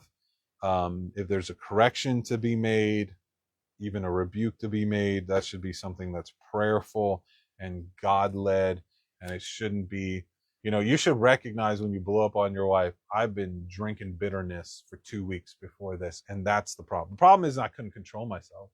Nobody can drink bitterness for 2 weeks and not blow up. Eventually you're going to blow up. My problem is that I've been drinking out of the cup of bitterness for 2 weeks towards her. I've been thinking horrible, ugly thoughts to her about her this whole time. Of course, it eventually was going to set me off, and I was going to say something crazy. The solution to this problem is not, I need more self-control when it comes to not blowing up. I need more self-control in how I'm thinking and speaking of my wife. I need to line it up with what God's saying. And you know what? You line it up with what God's saying, scales are going to fall from your eyes. You're going to realize I haven't been seeing this thing real. When you listen to the lies of the enemy, it distorts your vision, and it seems true. It seems like there's justification for everything. You get out of it, and all of a sudden your vision clears, and you realize I've been in the wrong. This isn't what's going on at all. I would say we have to equally avoid those things.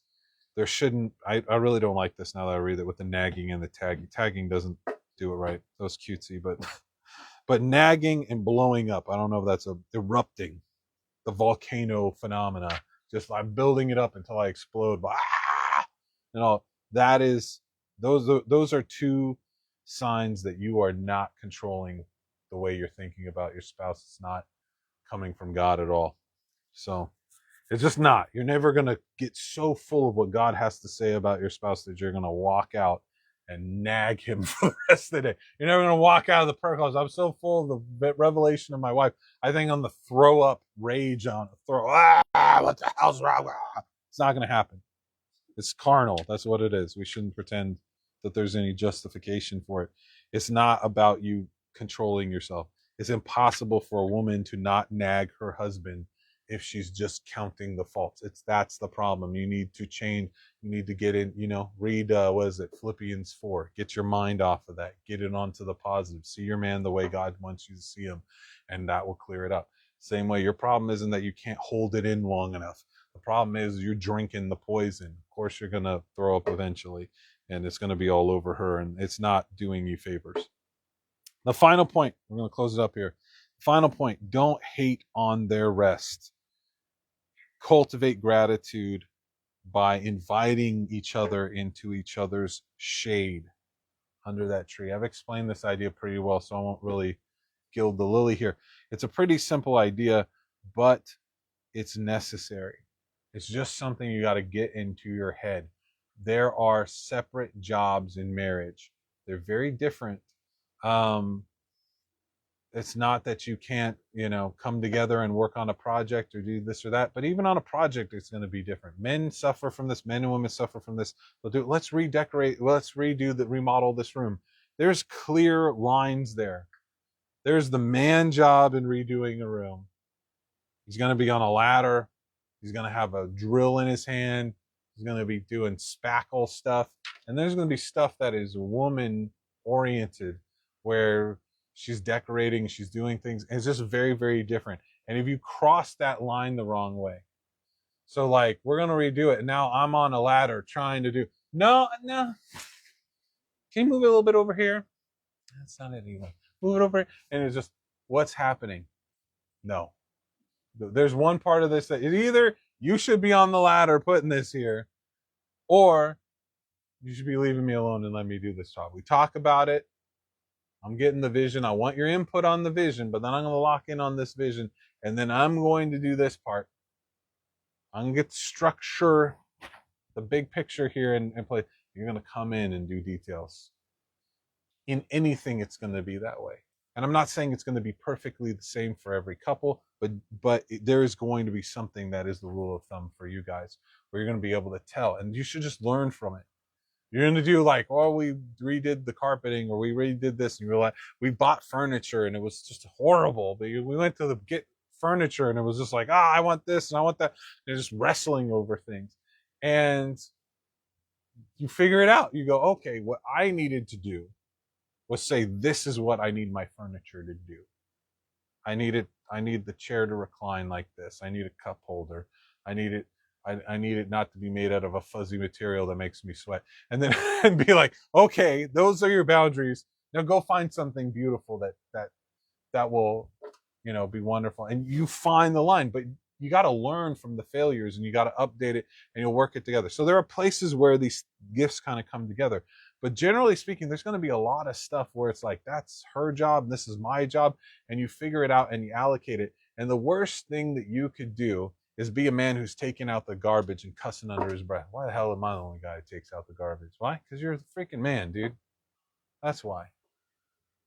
She shouldn't be looking out there and be like, what is he cussing about under his breath? She should be looking out there and saying, he looks kind of good throwing that thing around out there. She should look at him and be like, thank God I never have to take the trash out. That's nice. And I'm throwing out random examples. Maybe your wife takes out the trash. That's not, within reason. But there's things, me and my wife did not have a conversation about who was going to pump out the septic when we moved into this RV. There was not even discussion about who that job was going to be. And, that's what it is. There is no discussion in the middle of the night when my son Gideon wakes up that mom's going to go and be with him. That's who he wants. And if I show up in the middle of the night, he's going to be like, Dad, let's have fun. Let's jump on the couch. He's going to ruin. Nobody's going back to sleep. And so for a million reasons, I'm giving defenses for that. There's no what are the defenses for me pumping the poop tank? We don't need to defend it. It's just, there are going to be different roles. If you guys have the same job description, you are in competition. If you accept that they're complementary domains, and it's not for anybody else to legislate, the Bible has some basic guides there, but you and her and God are going to figure out what is a man job in your marriage and what's a woman job in your marriage, and where it commingles a little bit. And if you figure that out, then all of a sudden you're complementary, which means there are times and there are things, because she does it, I have rest. And because he does that, she has rest. And it is something that you should look forward to. If your husband comes home after a long day and he flops out on the couch and turns on the TV and he's drinking a Coke, and you're doing something, you're doing homeschool with the kids, or washing the dog, or I don't know, doing whatever, and you should encourage that. Do not start nagging that dude and destroying the Sabbath that God gave you those jobs to create that place for him. This is where he will find gratitude in his heart. You don't think that he respects what you're doing? Well, make sure you're not destroying the ground where that respect would grow. That he's just not thankful for anything. Well, every time when God gives him a moment to sit down and look around and become grateful, are you there nagging at him to go do something else? because he's never going to be grateful in that situation. You're ripping up the garden that God's trying to build. And the same thing's true of a man. It's a little less stereotypical, but men do it too, where you have an opportunity where you can be working on the car, doing this and that, and instead of, snapping at your wife or, do this, do that, you can let her have a moment to sit in the shade and sip her Kool-Aid and watch you do some sexy man work and be like, God, it's good having a man around. And if we just accepted the roles a little bit more and just encourage that, that's not the enemy that your spouse is sitting in the shade that you have created by your work. This is the gift. It's not about two people with abacuses sitting here and calculating what's fair and it's about pouring out your life for each other and sacrificing for each other. And thank God he gets to go home and take a nap. Even if you got to watch the kids a little longer or something like that. That's not, and usually that's the problem. You have some sort of thing where it's like, I could be watching the kids or he could be watching the kids. It's equal. It's like, no, there's mothering and there's fathering. It's two different types of time with the kids. It's two different needs. It's two different works. And if you weren't mixing them together, you wouldn't be sitting there saying, well, he could be doing this instead of me. No, you're mothering. He's fathering. You can't do the same thing. So the question is, are the needs of the kids being met? Are your needs being met? And then again, going back to the list, what are my needs? Maybe one of his needs is, I really need to take a nap after work. Maybe one of your needs is, at some point tonight, I need you to watch the kids and give me a half an hour to take a shower or something. That's fine, but have a reasonable amount and then hold yourself to it and look at it and say, you know what? He's taking care of the needs that I've outlined to him. Most marriages, the problem is nobody's saying what they really need and everybody's embarrassed to define what's really going on. And then everybody's stepping on each other's toes, but then they stuff it down and don't talk about it. And then, blah, then they vomit it all over each other. And then they have trust issues because of that. And because of the trust issues, they start taking things away and giving it to someone else. And that's an insult to you. So you have trust issues and it just goes nuts. You should be happy when the things you do please your spouse. That's kind of the reason that you're doing it in the first place. So, yeah, it's a beautiful thing when we look at marriage as God designed it, and it's very difficult to reconcile that with how the world does it. It's biblical marriage is complementarian. You do different things and it comes together. It's teamwork. Marriage in the world is or equals pulling from the same work, and so it's competitive. You can't rest in each other's shade because it's like, why am I still working? If there's work to be done, you should be here. Come and do the dishes with me. It's like there's no, like the man it's a little bit of a double standard, but the man should be like, come here and hold the light while I work on the car. Come over here and line up the wood while I chop it. It would just be constant. And the only time you rest is when you're done. You'll see this in a marriage. The only time you guys enjoy rest is when you're both finished with the job at the end of the day and you lie back. And that's fine. It's not a bad thing because that's the only rest your spouse ever experiences with you. It's just not good. It's not you. There needs to be time when he's resting and he's watching you work and he's understanding what you do. When you're working and she sees it, she's resting in it and she understands what it is. It still takes work from there to get the gratitude, but that's the ground that you plant the gratitude in. You don't want to rip that up. And yeah, so I want to again throw this out that if you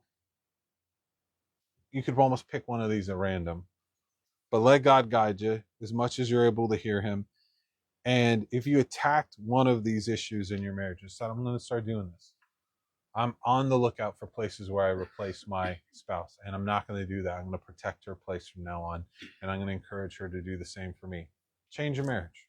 Change your marriage. If you just, every time you look at it, you go, am I treating her like a lady? If she's looking at you saying, am I treating him like the man that he is? And you're careful about these things, and you started to let God define and talk about the roles so that you know what you're supposed to be protecting. You know when you're shooting the sacred cow and giving away something that's sacred that belongs to him. It would change things. It would change things if you got rid of the placeholders and owned what's going on. That would be probably scary to look behind the curtain, but it would galvanize you and you wouldn't be asleep at the wheel. It would, I think one of the probably the quickest turnarounds would be like if you really took seriously, I'm not going to speak ill about this person, I'm changing the way I'm thinking. Um, you won't be screaming it at them if you're not thinking it the rest of the time. It won't come out your mouth then if it's not in your head the rest of the time. And really, what argument is there against there? It's not, you can't, well, it's the truth. Well, what is God saying? That's not the truth. Stick with what he's saying. That shout that at her. It's not really, the whole thing kind of falls apart at that point. That's probably the quickest turnaround in some sense. That doesn't mean it's the best or the first priority. Um, and then the shade thing, I think that's just such a sabotage. I think there are marriages that are dying for a lack of gratitude, and it's just because of this little child. It's so juvenile, it's such a childish thing that you're just like, well, why is my brother working when I'm working? Why does he get to stop for? And it's just everything has to be like it's a stupid idea with kids. Everything has to be equal. If he gets an ice cream cone, you get an ice cream. All this stuff. It's a terrible idea because you're establishing this idea that you're not in different positions of the family. What does it do? If everything's equal, instantly there's just so much competition between all these kids. This is unnatural. They need to have their own individual position in the family. It has its own responsibilities. It has its own blessings. Olive gets special things because she's Olive and she's doing what Olive does. And you get different things because you're fulfilling a different role. That's natural. It's unnatural to say we're keeping it all even all the time and balanced. It's just like communism. Someone's getting screwed in that situation. Someone's getting blessed that doesn't deserve it. That's an unnatural thing for that to be set up that way. Everybody has a place that's irreplaceable, and then the degree that they work there is the degree of the reward they get. That's how family works. And in marriage, that's the same principle operating within that same place. You need to have um, the blessing in that place. It needs to be open to that kind of blessing. And we just shoot ourselves in the foot with marriage with that stuff. Oh, it's not fair. He's working and I'm not. I worked all day and he came home and he laid down. It's just like it's apples and oranges. Were you pushing the lawnmower? No, you weren't. Were you watching the kids all day? No, you're not. It's very easy to be selfish and only look at it from your point of view. A saint of God looks beyond what they saw with their physical eyes. It says, God, what do you see? Most of our crap falls away if you go, God, I know how I look at my marriage right. What do you see? And if you're really open to him saying, you want me to tell you what I see your spouse doing right now? I'll see what they're sacrificing, see what they're doing. It'll humble you, man. It'll humble you every time. You'll stop being so high and mighty. You'll start being more merciful. And that's good. So any of those four things, including the sex stuff, jump in and fix the bed, the marriage bed. That I think there's always room for growth. All these things, there's room for growth. I don't know a marriage where there isn't room for growth in all these areas. And again, I think it comes down to this: either you're going to jump into this stuff and it's going to be hard, but there's going to be growth, or and don't take this, don't be broken and just despair and give up, or you're just not, I don't have any energy. I just can't get myself to do any of it. And that's when you need to look and say, God, what is this hopelessness? Is this, I just don't believe the change is possible. I don't think there's a better option. And open your heart to what God's going to talk about, because he's going to expose some lie that has probably been so fundamental in locking you up the whole time. He goes, you don't believe that this is possible. You saw this in between men and women when you were a kid, and you think that's always between men and women. It's not true. There's going to be some little thing that he's going to pull out of you, and all of a sudden, for the first time, I have hope for my marriage. I kind of got a fire in my belly when I start thinking about what he could do, and then apply something like this, and nothing can stop you. And yeah, I know it's a lot of material, but I really felt like, I always have an urge to just slice it down to nothing, but I really felt like in some ways it's a test, and it's something to have there, and you have your notes, and you come back and you listen after a few months and you take different notes, and you're going to get different stuff out of it. And it's just like, do you want to fix stuff in your marriage? And to face that, do I really? Or is this another, I want to go to marriage counseling for 2 sessions and then go back into the pattern again? Because you got to be honest about it. This is what we're doing, and own it. This is the choice I'm making. And God's going to be, okay, when are you going to get tired of that? And you'll never get tired of it if you're lying to yourself about it. It doesn't land. But you get honest about it, even if you're still making the wrong choice, it's starting to head the right direction, because you're going to sit there and say, all right, when am I going to grow a pair and say, all right, I'll take the smallest thing and do that, and then face it. And it's just not, it's just people hide behind lies. It's not even that hard. It's just put one foot in front of the other, and it's just discipline. It's just doing something that's not your way of doing it because you trust the Lord, and doing it day in and day out until the fruit shows up, and it will vindicate that one step, and that'll be locked in. You can add another, and you can just keep working. And over 6 months, a year, a huge section of your marriage will change forever. It'll be better. And really, it's not, doesn't want to spring back. It doesn't want to, I'm sure you could screw it up again, but in general, it's going to stay that way.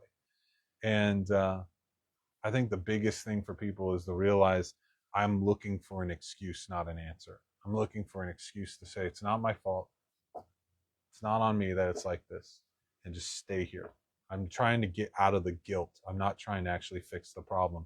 And God's not on that page.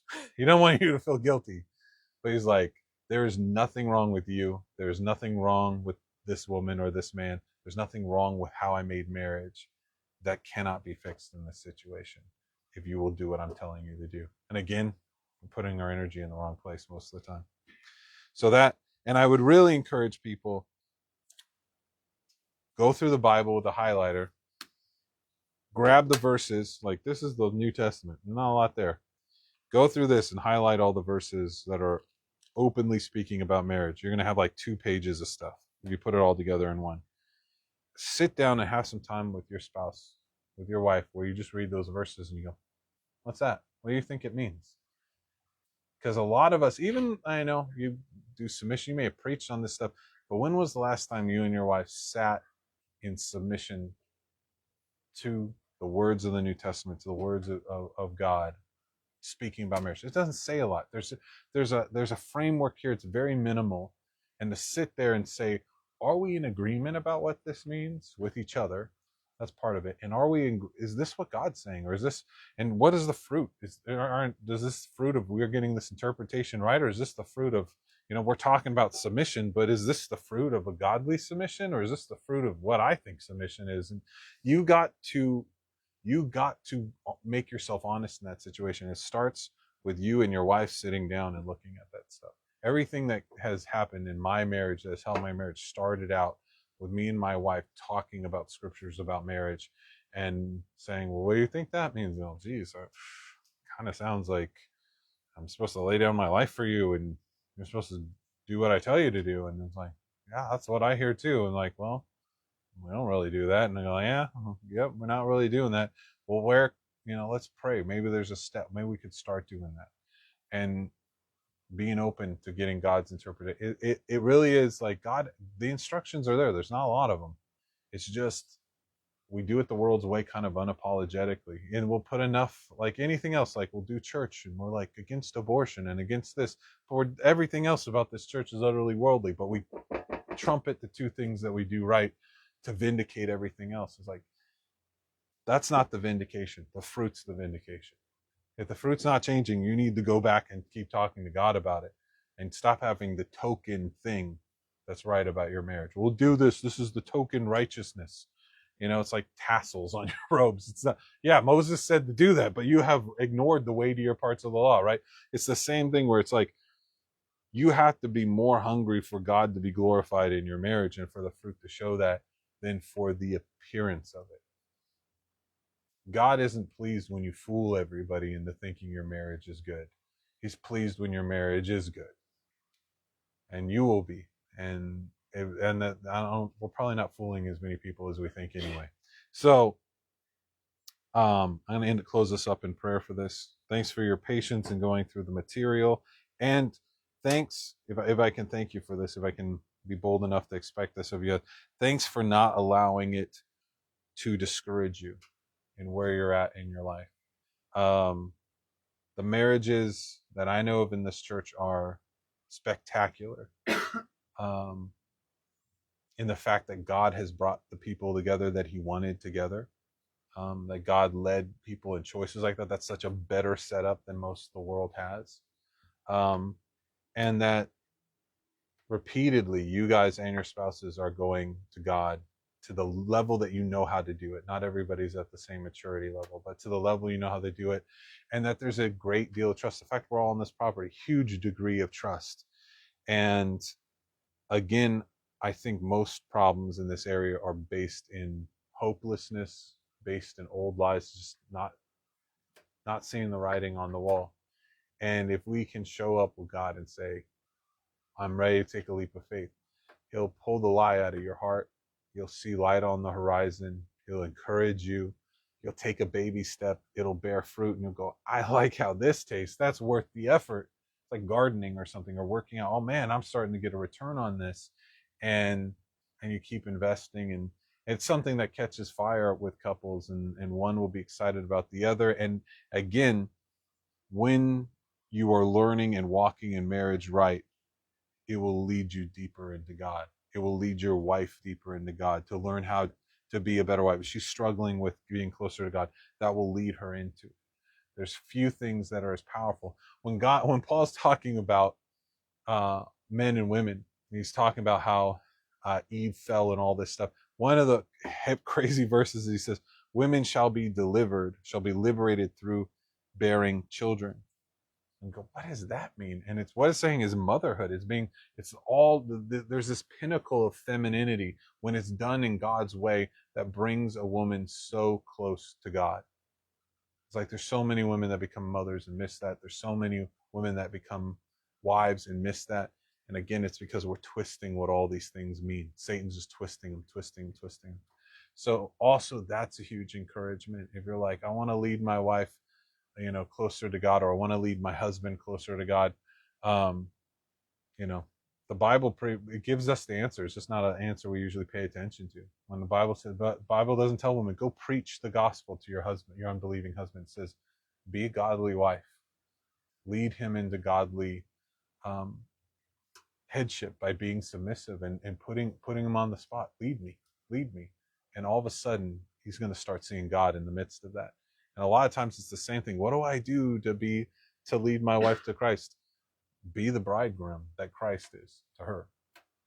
Lead her in teach her how to be the bride to you. And all of a sudden she's going to start wondering about how to be the bride to Jesus. A lot of times it's that on the ground example of marriage that's going to lead them into the fullness of what Christ has for them. So there's a lot to be excited about. Even when God is talking about all these potential problems, you go, I got that, I could work over there. I feel the same way about this stuff. But we're not here to be perfectionists. We're here to follow God in the things He's highlighting. So let Him point out the thing that He wants you to deal with. And again, just be open to Him taking it in different directions. If it's motivational, if it's just you chewing away at it and learning, even if the biggest part is just you sitting down with your wife and saying, I need you to watch this sermon in 20-minute chunks for 3 weeks until you watch it all or something. And then to sit down afterwards and talk about it. Let's compare notes. Let's talk. Where did it ring your bell? What are you hearing? What should we do? And just put the time in. Marriage is something that should be invested in. It's like being a parent, 100 other things in our lives. But in reality, it's our relationship with God, and that it has the trickle down effect. You work on being a parent after that. You work on your calling in other areas, and it'll take you deeper and deeper. Lord God, I thank you for this message. I thank you for the wisdom that you've imparted to us. I thank you for the support structure that has allowed us to gain it. I thank you for scripture. I thank you for experience. I thank you for your Holy Spirit, Spirit of truth that guides us into all truth.